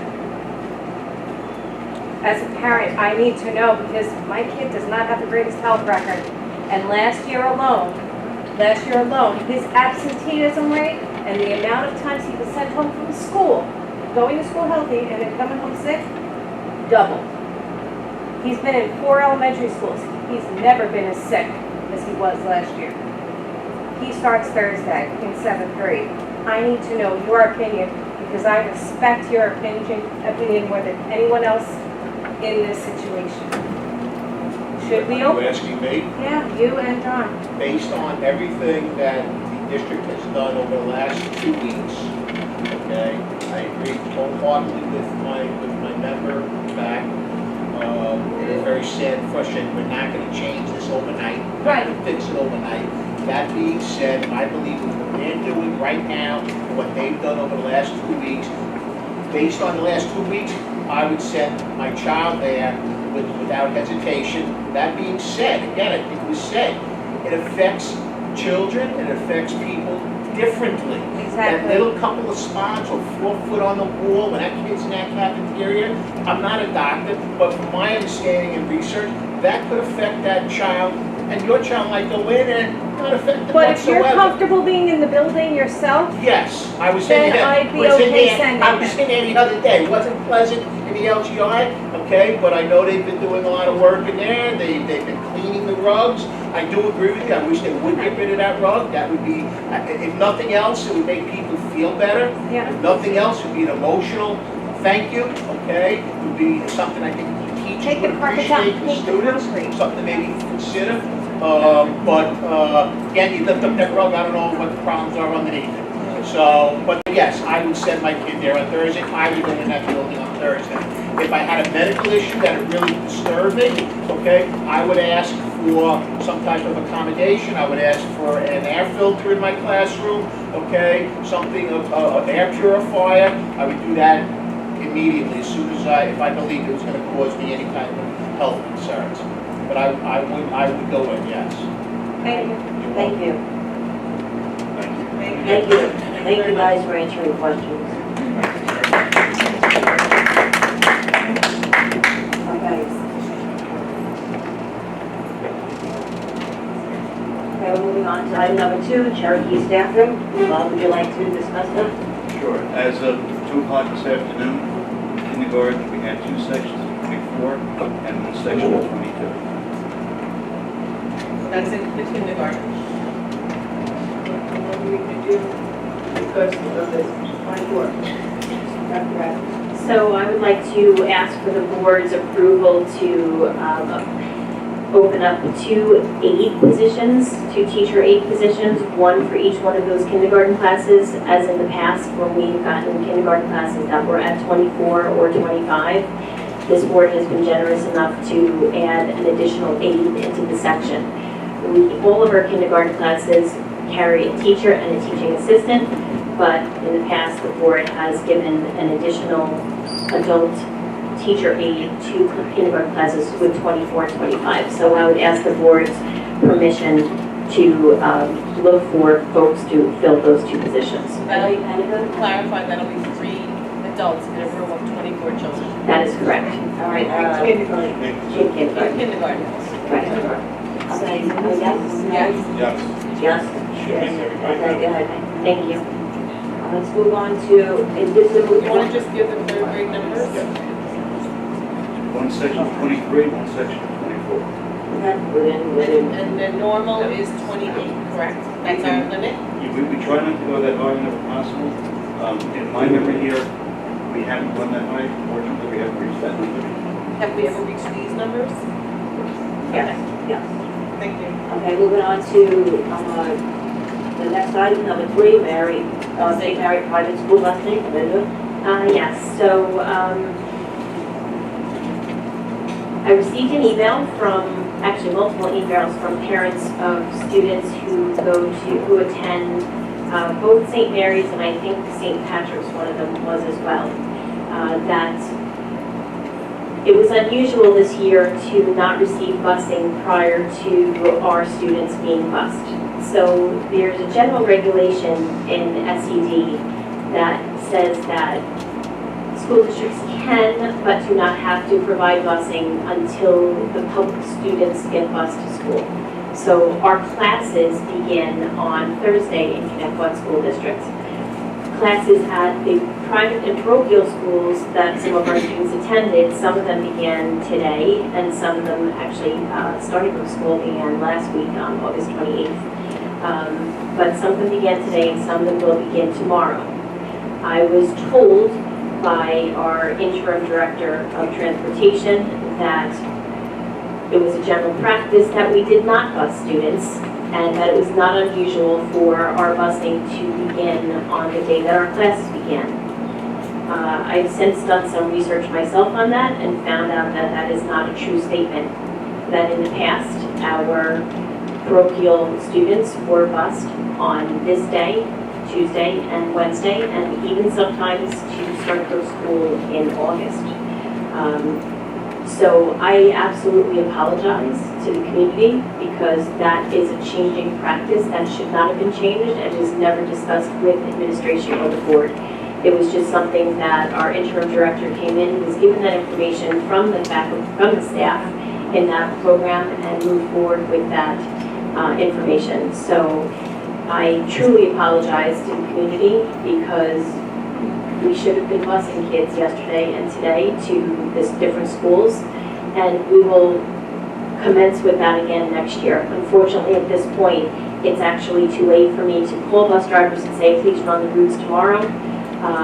We did ask the interim director that today, and he said it was impossible.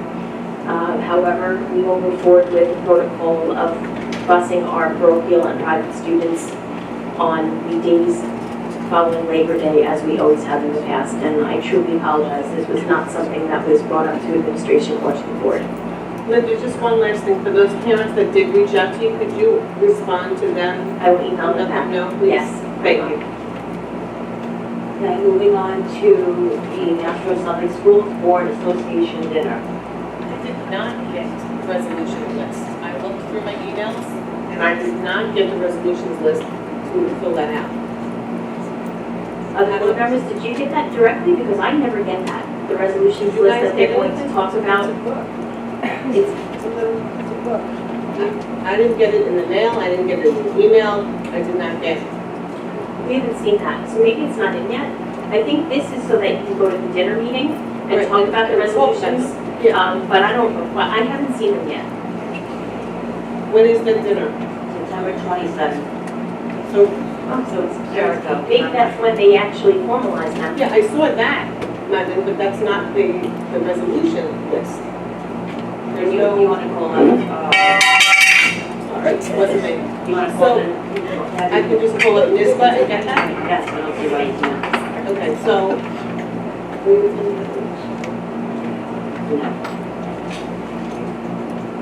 I think do we have to discuss it tonight, or can we let you know? Well, we table it, when's our next meeting? Is it, that's too late? Yeah, because the time is the 21st, you have to notify cancellations on or after, I'm sorry, after the 21st. So, I would like to call up tomorrow and get the list of resolutions. If there's nothing concerning, then I don't want to go. If I see something concerning, we have to vote it on, and So we can do that now, if you see something. To attend? Yeah, we can always not attend. We have to encumber the money, so you need to let us know that it's okay for us to encumber the money for one person to attend. Both you and Mark are going to the actual meeting in October, so you'll be voting on that eventually. If one of you are going to go and be the So what is voting. this dinner then? Is that just a discussion of the I think resolution? it's just a discussion. I don't think it's actually, we don't finalize or vote until the actual meeting in October.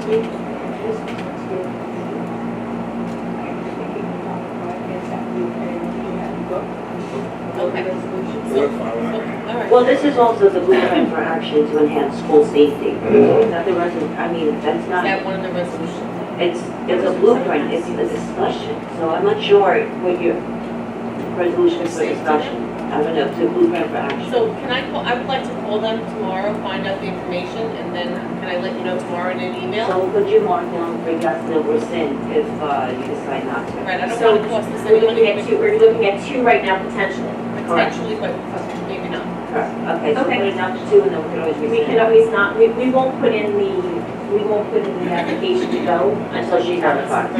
What is the date? No, what is the date of the? 21st. I also have to check my calendar. All right, let's move on to Budget Advisory Committee. It's the actual date, the dinner is the 27th.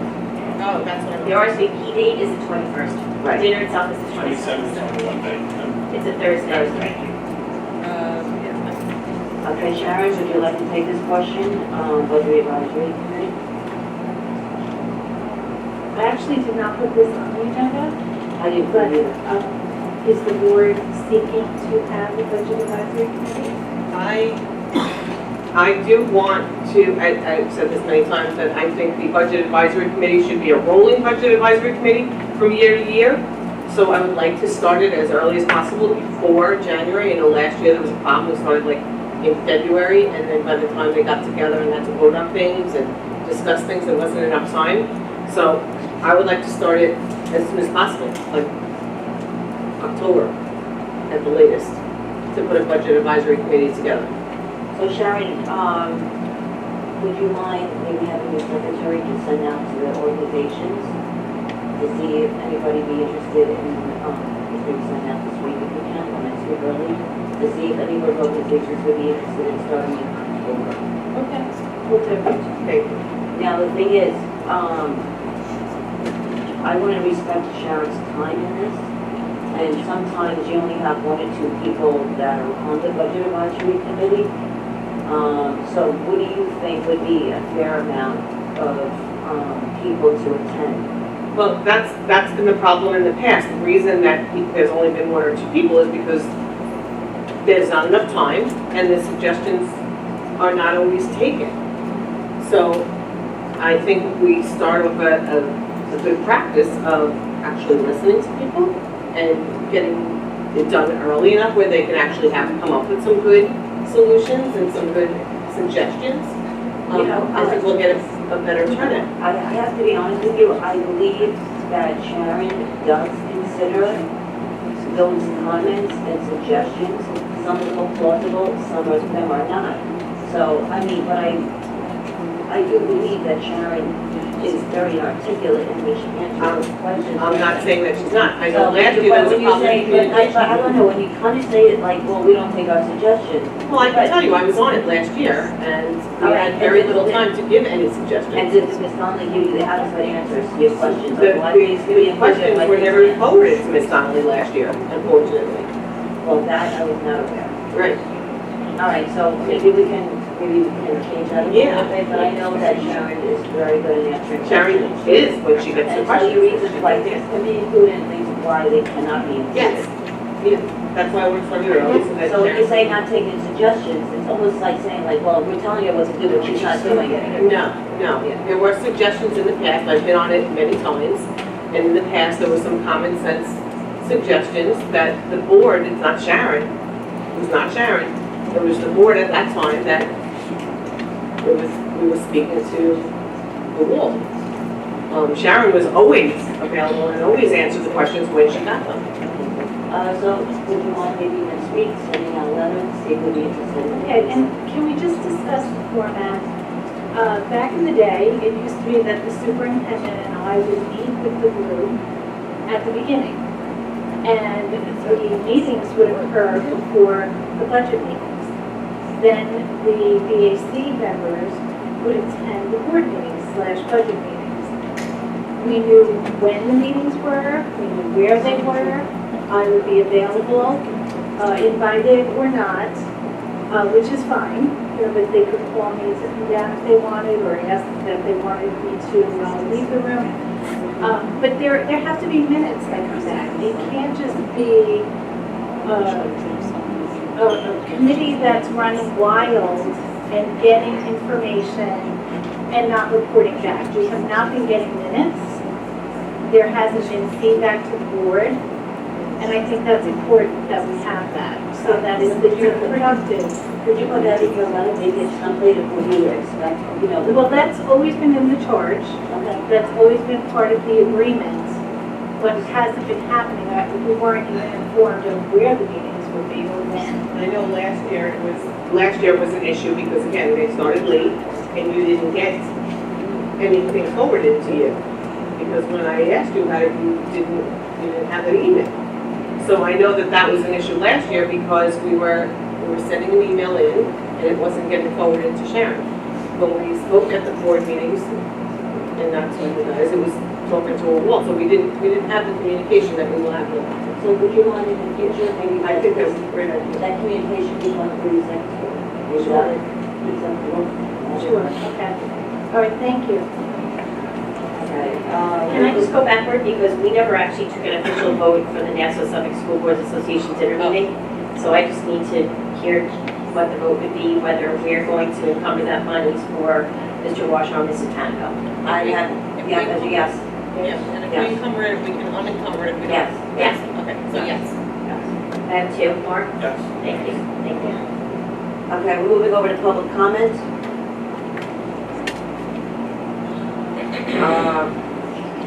Step up to the podium, address the board president only. You may address one or more topics in the time allotted. Individual employees, parents, or children should not be identified by name, title, position, grade, or building. I'm going to ask. Well, we got that clock running. Let's bring it back to 3. I'm going to ask that, please. I'm gonna shut it down at 3 minutes because it's been a long night. So we're gonna shut it down at 3 so people can be mindful. Look at the clock. When you see about 30 seconds left, kind of finish up the comment or question, please. Thank you. Go back to There's please. a slight delay. Okay. Okay, again, I just want to say, kudos to the guidance director of high school, so grateful for it, I think it's a wonderful addition, can't say enough great things. I feel like it's definitely been a positive step in the right direction that was much needed and will help too. Everybody there, fantastic. Thank you also again to the board for bringing in everybody to explain the issue of OBMS so that we feel confident and we're actually moving forward. I think it's just something we're going to be dealing with, and I feel very confident that it will be handled appropriately. 2 quick questions.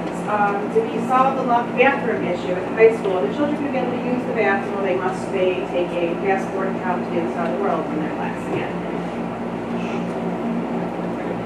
Last year, all the bathrooms kept getting locked because we needed somebody to monitor them. There are people monitoring them now that we could use them. All the bathrooms will be unlocked now. It won't be that there's one like on the top left floor. I can't guarantee that all the bathrooms will be unlocked, but we have increased our staff to make sure that there is enough bathrooms. Majority, okay. And while we're on bathrooms, the first time in 20 years. well, I'm gonna hold you to that, so. I just want to mention too that when we did the walkthroughs, there was, I made a comment to Mr. Allen, how the middle schools have their bathrooms that are open with no doors. Which is so inhumane in my opinion, I'm sorry. I think it's inhumane. I don't think that a young lady or boy or a young man Yeah, I needs to wasn't use the happy with bathroom that. while the entire hallway could, you know, listen in. Doesn't matter. Doesn't matter. Young You're in the ladies- hall, I'm open you're- adult. I don't feel comfortable using that bathroom. So, and not that, I mean, we all use the bathroom, but still, I think certain things should be private. We're not in a prison. Right, so that's another issue that I just wanted to bring up, just because you reminded me of it so much. Thank you for bringing that up, 'cause that's bothered me since my children started in this district. I think that's. But they kind of did fix the inhumane. mirrors, so you can actually see yourself in the mirror now. Oh, can you see yourself wider in the bathroom? Is that what? So the other issue also are the girls' bathrooms up at the high school. You need to either get real dryers in there or get some paper towels or something, because every time I've gone up there, and not that I'm a bathroom connoisseur, I just happened to come up because I was there this week, if you look at the ladies' room, the dryers are literally, they have to be from like 1970, like I could blow my hands dry better. It's disgusting. And it just makes sense, right? You have the flu going around the winter months, everyone's got colds, and quite honestly, it's just yucky. You should be able to wash your hands with soap and water and dry them efficiently. They have those wonderful dryers that will blow you back to when you were 16. If you stand in front of them now when you're in the wall or something, you're trying to dry yourself, and they're super strong, you know. So I feel like we could do a little something that might help, you know, with the germs scrubbing. So, and that's it. Simple. Thank you. Thanks, Jenny. Next. 3 minutes, 3 minutes, 3 minutes. I'll be quick. 2 minutes and 49 seconds. The minutes from the last meeting, I happened to be reviewing them, and I just want to make one thing clear. On the public comment section, it said something about, I forget exactly how it read on the minutes, but my intention was not as it said, and I wish I would have I'm done going it. to review the videotape and give Linda the actual wording so that we can fix those things. That's why I said hold time. Okay, thank you. The other thing I happened to notice, I was reviewing some of the past meetings, and where your camera is, when those blowers are on, you can't hear anything that goes on up here. Just figured I'd mention that. Meaning us Thank or? Meeting the board, the meeting, anybody standing here, it's all wiggle. It's all Blowers just are on. difficult on You can't hear it. Thank you. Yeah, that's good to see. The other thing that I wanted to address was a rumor that is out and about in the community about a director that could possibly be transferred. I'm going to have to ask you not to. First of all, my just a blanket statement, how can anybody run a department if We they're not? can't. We're gonna discuss it, but we know, people can figure out who you're As a referring to. taxpayer, I expect people to be able to work within their departments and not taken out of their environment where they have to do their job. That's what I'm paying taxes for, in order to pay their salaries. And, you know, if the person is not with their staff or within their environment where they have to run their business, that's not proper use of funds, my funds. Yeah, we can't get into that, but thank you.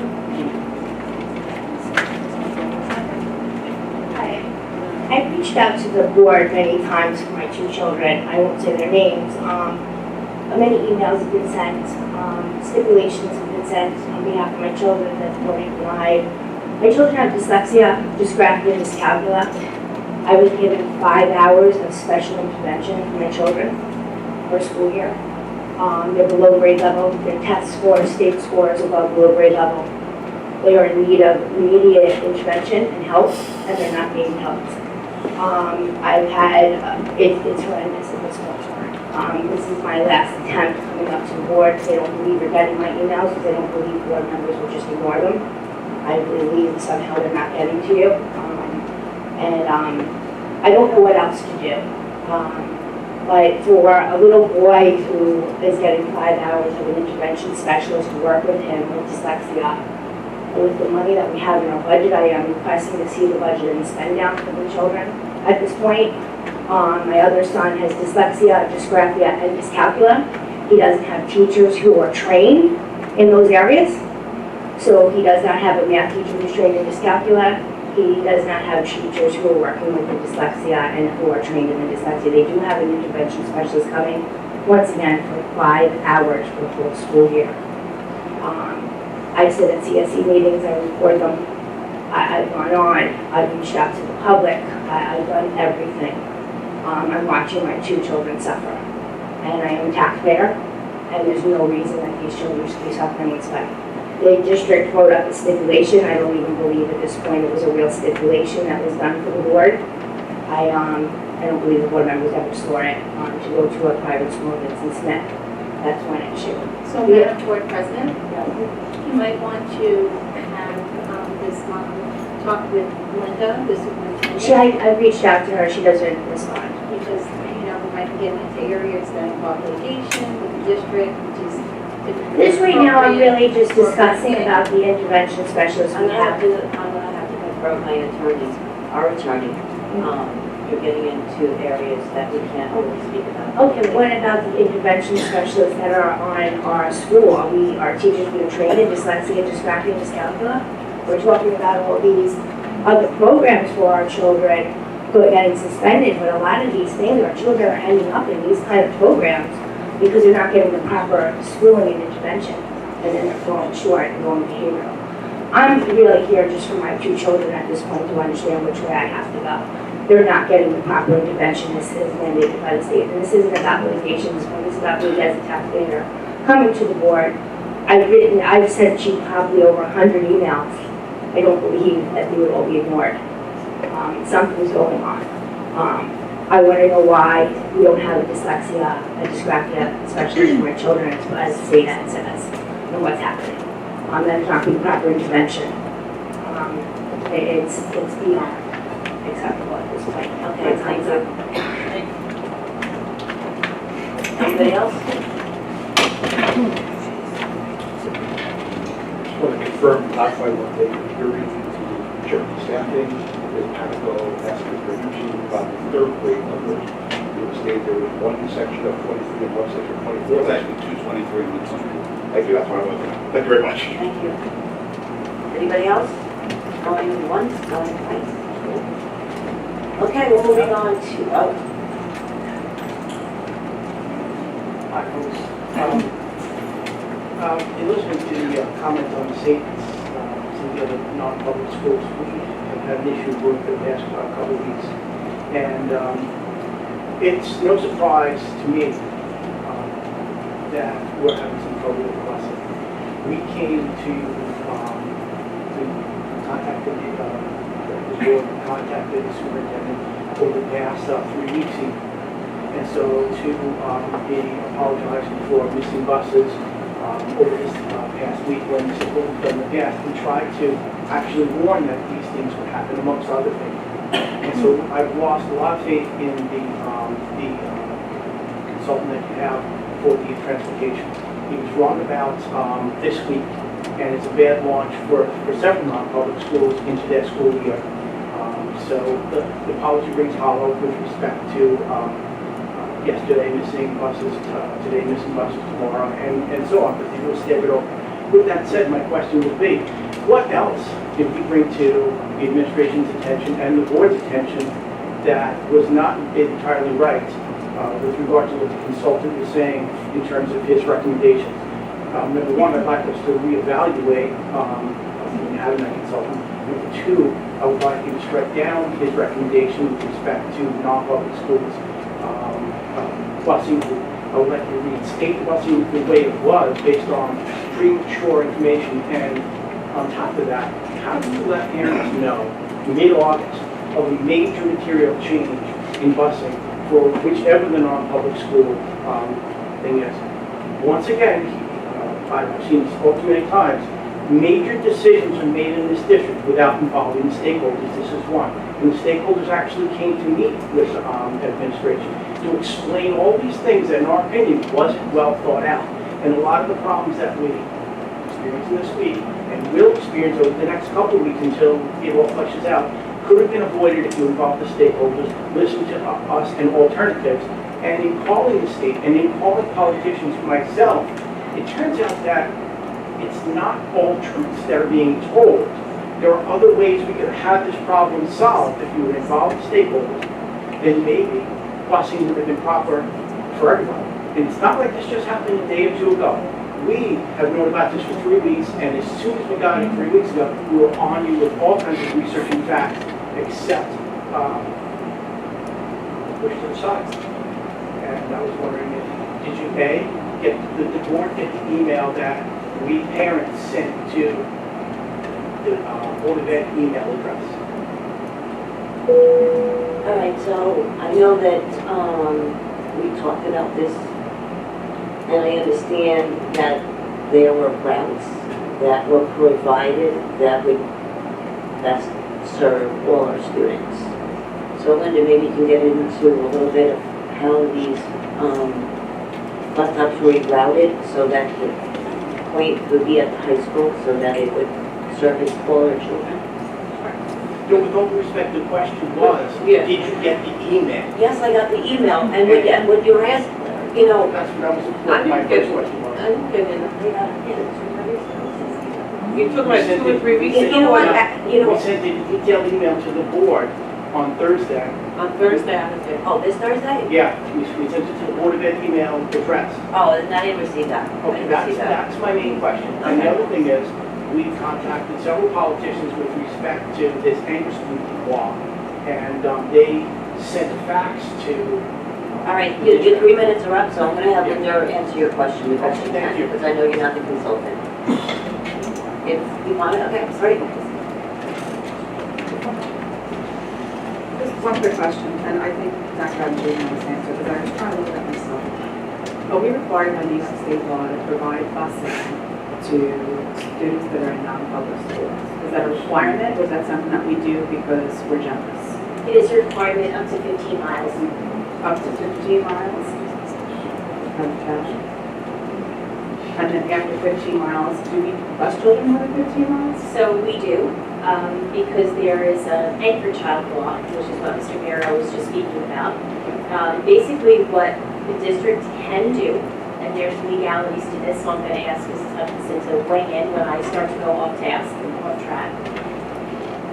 If we have 25 students going to school, and 10 of them are within the 15-mile limit, they are entitled to door-to-door transportation or bus stop to school transportation, just like our children are to the high school or any other school. You can, as a school district, provide a centralized location for the remaining 15 students to come to that can then go to that private school. So there's 2 ways to provide that. You can say to the parents of those 15 students, get your children to that stop. Or you can, as long as there is no additional taxpayer cost, you can put those children on an already established route to the centralized pickup place. So when that was brought to our attention, we did not want to leave children without a way to get to a central pickup space, because we had been taking the students who were eligible within 50 miles and the students who were ineligible and giving them specialized routes to that school.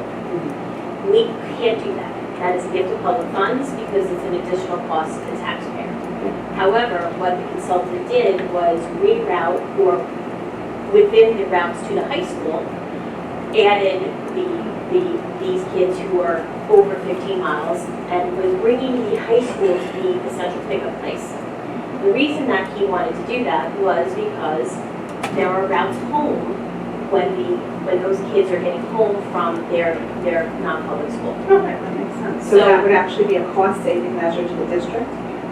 Yes, it would not be just cost saving, it's not additional costs. So the original runs were additional costs. Okay. So these would be the after-school 3:15-ish kinds of runs for the kids to get from their non-public high school to the high school, which would allow those folks, those kids who were otherwise ineligible for transportation, to actually have transportation to an after-school bus. So just so I'm saying it's clear, so what would happen is the child in the morning would go on a regular Connect Walk bus out to high school? Correct. Okay. And then from the Connect Walk High School, they would be bused to their school of choice that they've chosen, correct? And then after their day, they would be bused back to the high school and then bused home, much like a Connect Walk student that we're paying the taxes for those buses. Correct. Okay, so then that would be fair, because if Just we not did the it. sports bus though. Right. Their late sports bus is later than our late sports bus. Right, okay, so then transportation would be provided, we would have no gift of service. Correct. And that would be at no additional cost to the taxpayers. That's correct. Now, if we did it the other way, we had the central location, we do run the risk of now a parent now has to get the child to that central location. Right, so that could be a detriment. Like you said, there are children who might not be able to get there. And that is also an additional cost to the district? No, because from that central location, you're allowed to give a bus from that central location. So part of the route of the eligible kids allows you to that central location. Right. So we were trying to, when we moved into the high school so that kids could have busing to and from the high school on a regular day.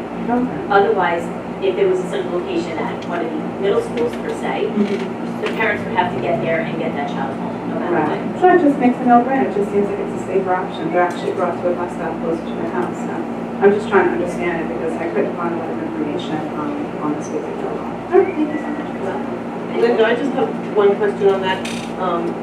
The central location before this was RMS, correct? So that everyone has this information on it. In the past, last year, we did it at RMS. Correct. So when I did the routing on Google Maps, it was 16.1 miles from the high school as our central location and 16.2 miles from RMS.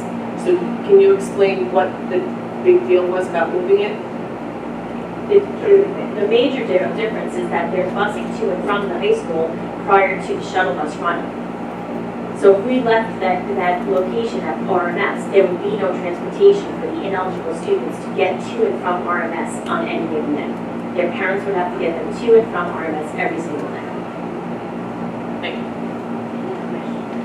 Why don't we reach out, I'm sorry, I'm just realizing obviously communication isn't being fully brought over to the board when we said something district-wide. How do we reach out to board members? And how do we get it? Because I sent you a packet. Did you get a package from Mrs. D'Ambrosio of some testings and a letter? Okay, yes, I'm sorry. I did leave a package that I did have it stamped in, and I'm obviously seeing that you might not have gotten that. How do I answer the question I'm trying to answer? We've had a district clerk in about 2 weeks. We're hoping to remedy that No, this problem. was further along, and it dropped off quite a few documents. How do I reach the board? If you dropped off any documents, I'm not aware. How do I email the board and reach them? Because I don't believe you're getting the emails. So for all school of last year, all the emails I've sent, I was on board last year. well, so you're not getting the emails. Thank you. I just wanted to.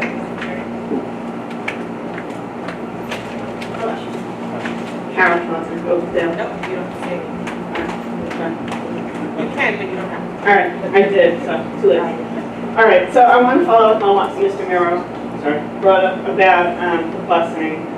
And understandably, we want to meet legal requirements and all of that, but there were two big issues that we've had with the changes. One is the communication, because there really hasn't been adequate communication about exactly what the plan is, especially if you're not going to actually bus kids back to their home neighborhoods, and you're going to be taking them or dropping them at the high school and the parents have to pick them up.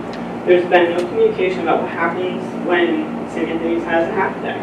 There's been no communication about what happens when Connecticut does not have school, but St. Anthony's does. You know, and some parents like myself have gotten this information by calling, but you know, there are many families involved in this, and I don't personally know all of them, and nor do I feel it's my responsibility to be the communication point to all of those families to let them know what's going on. Superintendent Adams was nice enough to meet with us, along with the transportation director, to discuss the issue. We asked for additional information to be sent to the parents, and we were told that that would happen. School starts tomorrow. We don't have the information. I didn't know until today when I called there was no busing tomorrow. You know, like that is really unacceptable, especially when it's a major change.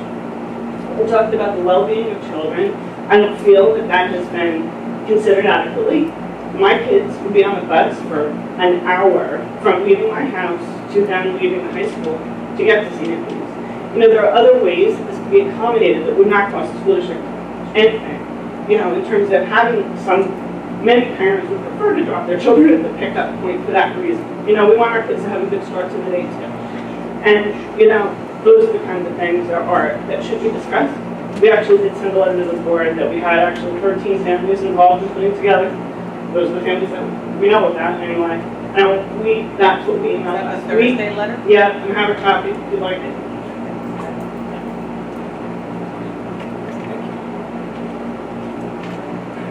And what we'd like to ask is that this be reviewed to see if there are adjustments that can be made that would make it more manageable for students and families, you know, that have their kids going to St.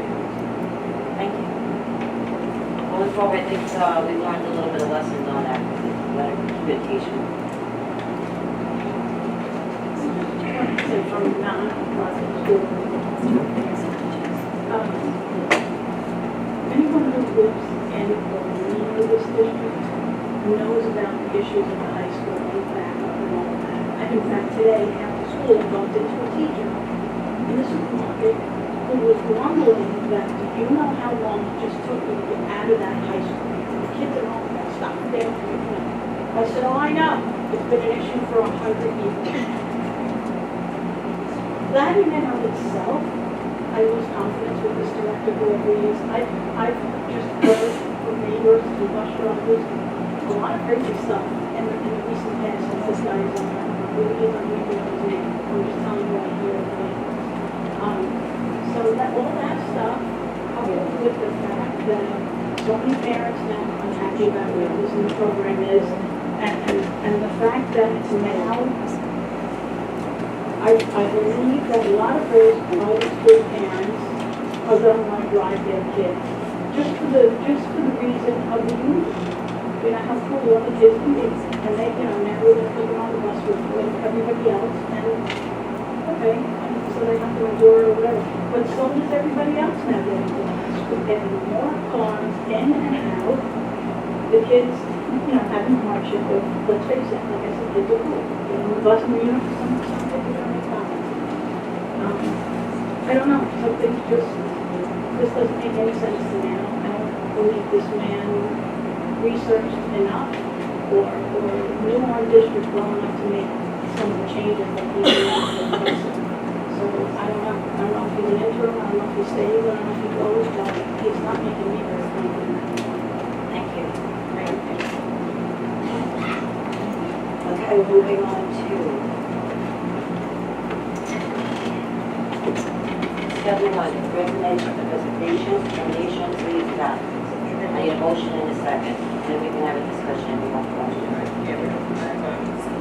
So I'm going to do a motion. You're going to second my motion? Okay. Any question?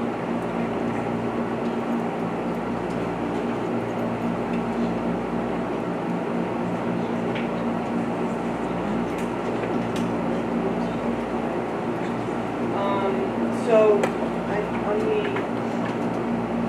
first, we're doing terminations, correct? Correct.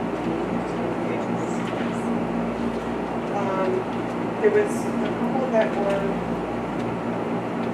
rescinded.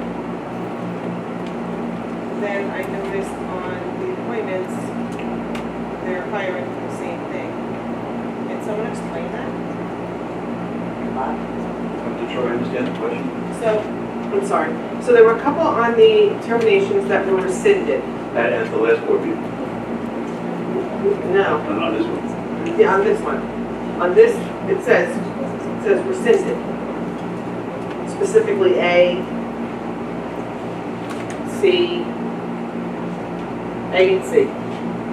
But then I noticed on Schedule 2, appointments, tenure, and salary changes, those same positions are being filled by others. Can you, I think this is probably executive session, but, you know, why is that happening? It probably is. I can give you a full explanation in exactly. So then I'd like to table the ones Sure. that were rescinded and then table until executive session and then table the ones that were filled for the same thing. Yep. So you're tabling things A and C? And then I don't know all of them that are on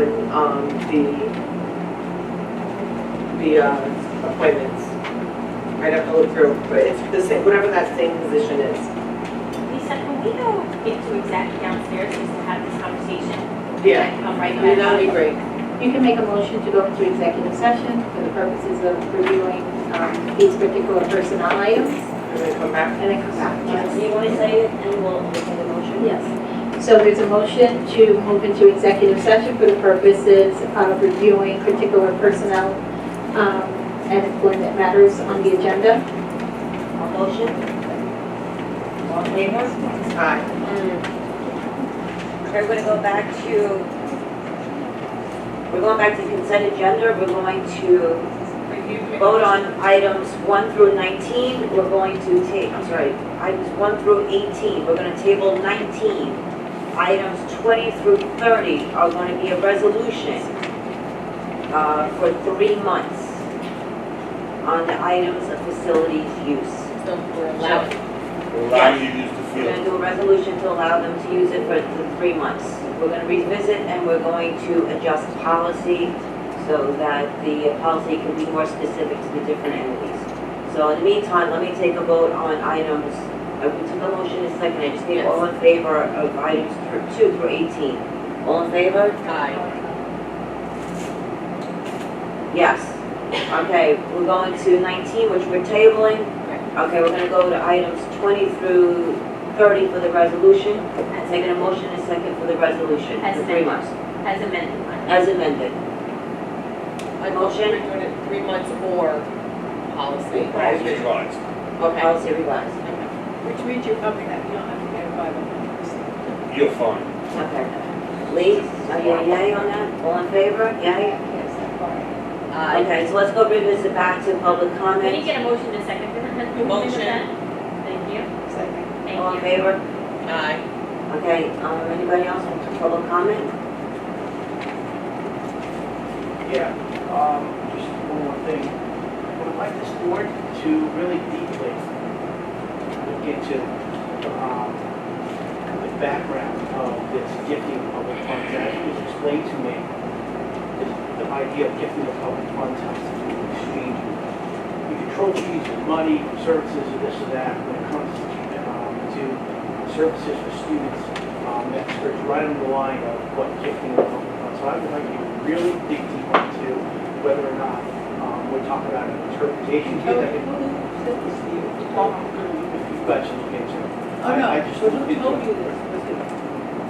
Well, my own research, my speaking with a person who's a lawyer, and like that. So I would like this board to look into strongly the idea of gifting of public funds as it pertains to this specific situation, because I don't understand. And also, I'd like to know what's the cost savings. What situation you're not being? The busing? continuation of the busing. Oh. Because I think what we're talking about, the money savings that, to restore that bus route, are we talking like hundreds of dollars, thousands of dollars, hundreds of dollars? What cost saving? When the analysis was done. So can I just interrupt really quick, and I'm sorry. So the law only allows you to do door-to-door transportation for certain circumstances. So if you live beyond 15 miles from a private school, you're not entitled to door-to-door transportation, and the Board of Education can't approve it unless there is voter approval for that. So unless there's been voter approval, it's not an issue of gift of public funds, it's an issue. What I learned from the state when I called them and It's an what I issue called of what state. the law states, so it's really not an issue of public funds, it's an issue of the authority of the board to allow it to happen. Because if there hasn't been voter approval to extend the transportation mileage, you're not entitled to it at 15 miles. 36, 35, 35, 36, it does say the board has prerogative to weigh in on it and make determinations. It says in the With law. voter approval. Voter That voter approval. approval is mentioned elsewhere in the law. But Not for tied- extension not tied of to the 15-mile limit, it has to be a voter Because they approval. call that gas from running around the district It- as contingency costs. I hear what you're saying, so it's statutory, meaning that it is the law, so it doesn't, like, there's really not a debate, because the law just says what it says. So I'm just addressing the president of the board.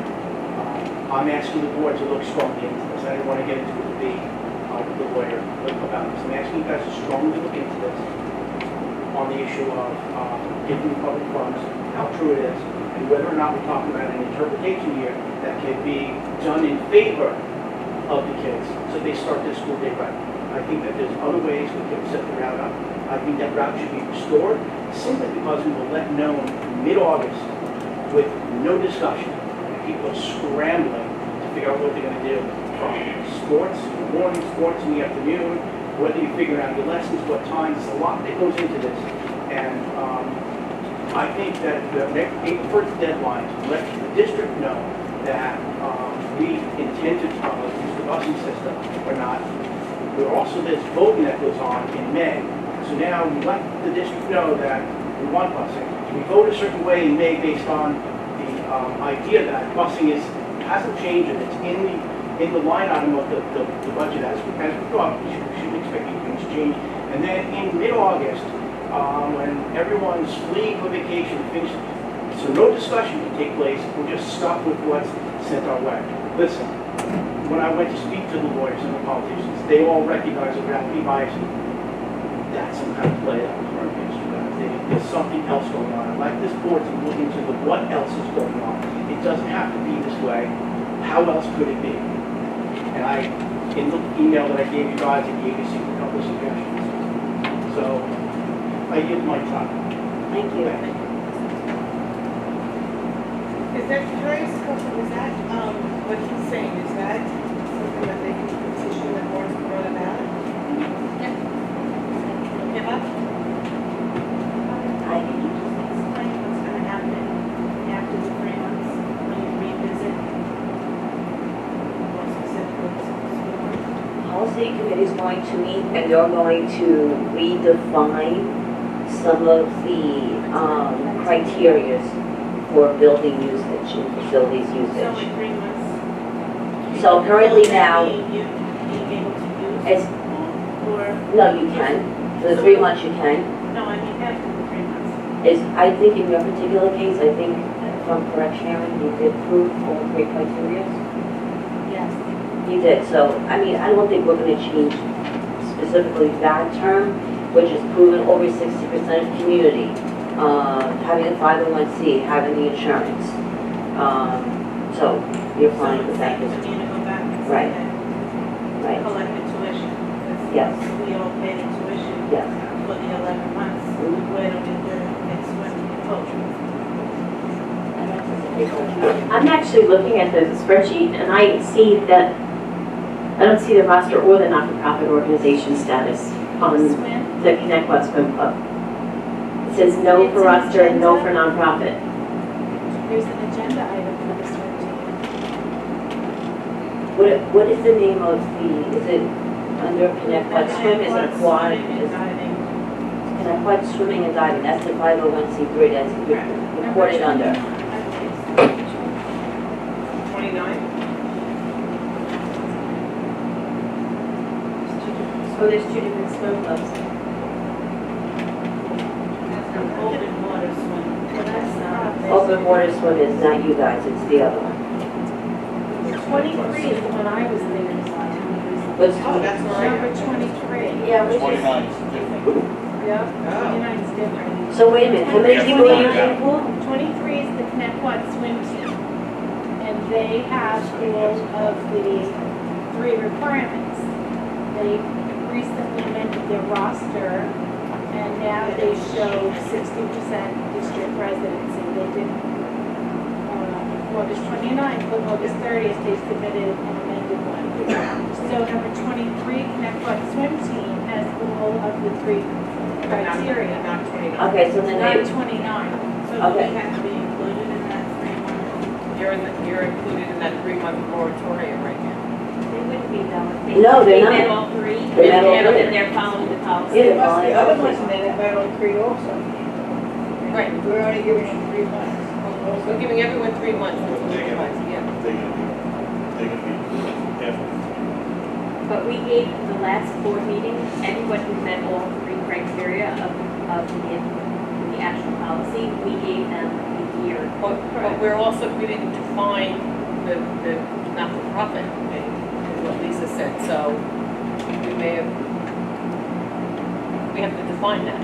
It's different than what you did last board meeting, so I'm pointing out. Yes. Last board meeting, everyone who had all 3 of those check boxes, Right, which is but part the of the policy. not-for-profit thing was not defined, so they may meet that criteria now where they didn't need it before, depending on how we define it in the policy, depending on the law, says we can define it. That's what we were talking about. So you're saying that people, they checked 3 boxes? They checked all 3 boxes. Okay, that's I mean, if they check all Okay, the boxes, that's that's not gonna change. Right, that's not So I changing. would say that you don't want to have number 23, number 23 should be totally approved, and the other ones would be conditionally approved. Yes, if they checked all 3 If they boxes, checked that's all three correct. boxes, that's just. That's correct. Okay, so then we No, we no, need she's to. not 29. She's 23. We need to go back then, because we voted on those, did we not? Well, 3 months and then just I mean, we could just approve that again the next time. Like, don't go back now. It's got 3 months and then she's got it It's all. up to It you, doesn't really matter. it's different, it's not a conditional approval. 'Cause it's all Right, approved. right. So the conditional approval. More comfortable that they know that they have a whole year versus 3 months and then. But if you checked all the boxes, then that's not. Yeah, but you know what, it doesn't make a difference if you, No, you can go back and you or just we go back and look at. Okay. change item number 23. All right, so we're going back into item 23 to exclude from the resolution amendment of 3 months. We're going to include it as An annual appointment. approval. By An annual approval. Take a second. All in favor? Okay. So now you're included in the year. Okay, anybody else? Public comment?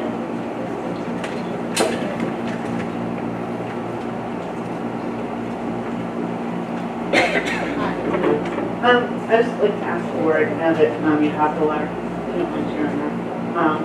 We're going to be getting the email. Yeah, and You're gonna forward that to us? I would just like to ask if, we can talk about when we might be able to follow up on that conversation. You want to put that on for the next agenda, Linda? Sure. I didn't have a chance to read it, so Yeah. I didn't have a chance to read it yet. Okay, we didn't receive it yet, and I can't digest here and That is fine, but I would like to just discuss when we can follow up after that. If that's the agenda for next time. later on next time. We should get more information on that. Okay, thank you. Thank you. That means you have to come back and see us. We do. Anybody else? Public comment? Going once, going twice. Okay. We're going to be moving into executive session. Taking a motion to move into executive session in accordance with open meetings law, section 105F, employment history matters leading to the discipline removal of a particular person's confidential and exempt under the meetings law to seek the advice of the board's attorney. Did the motion in second? All in favor? Aye.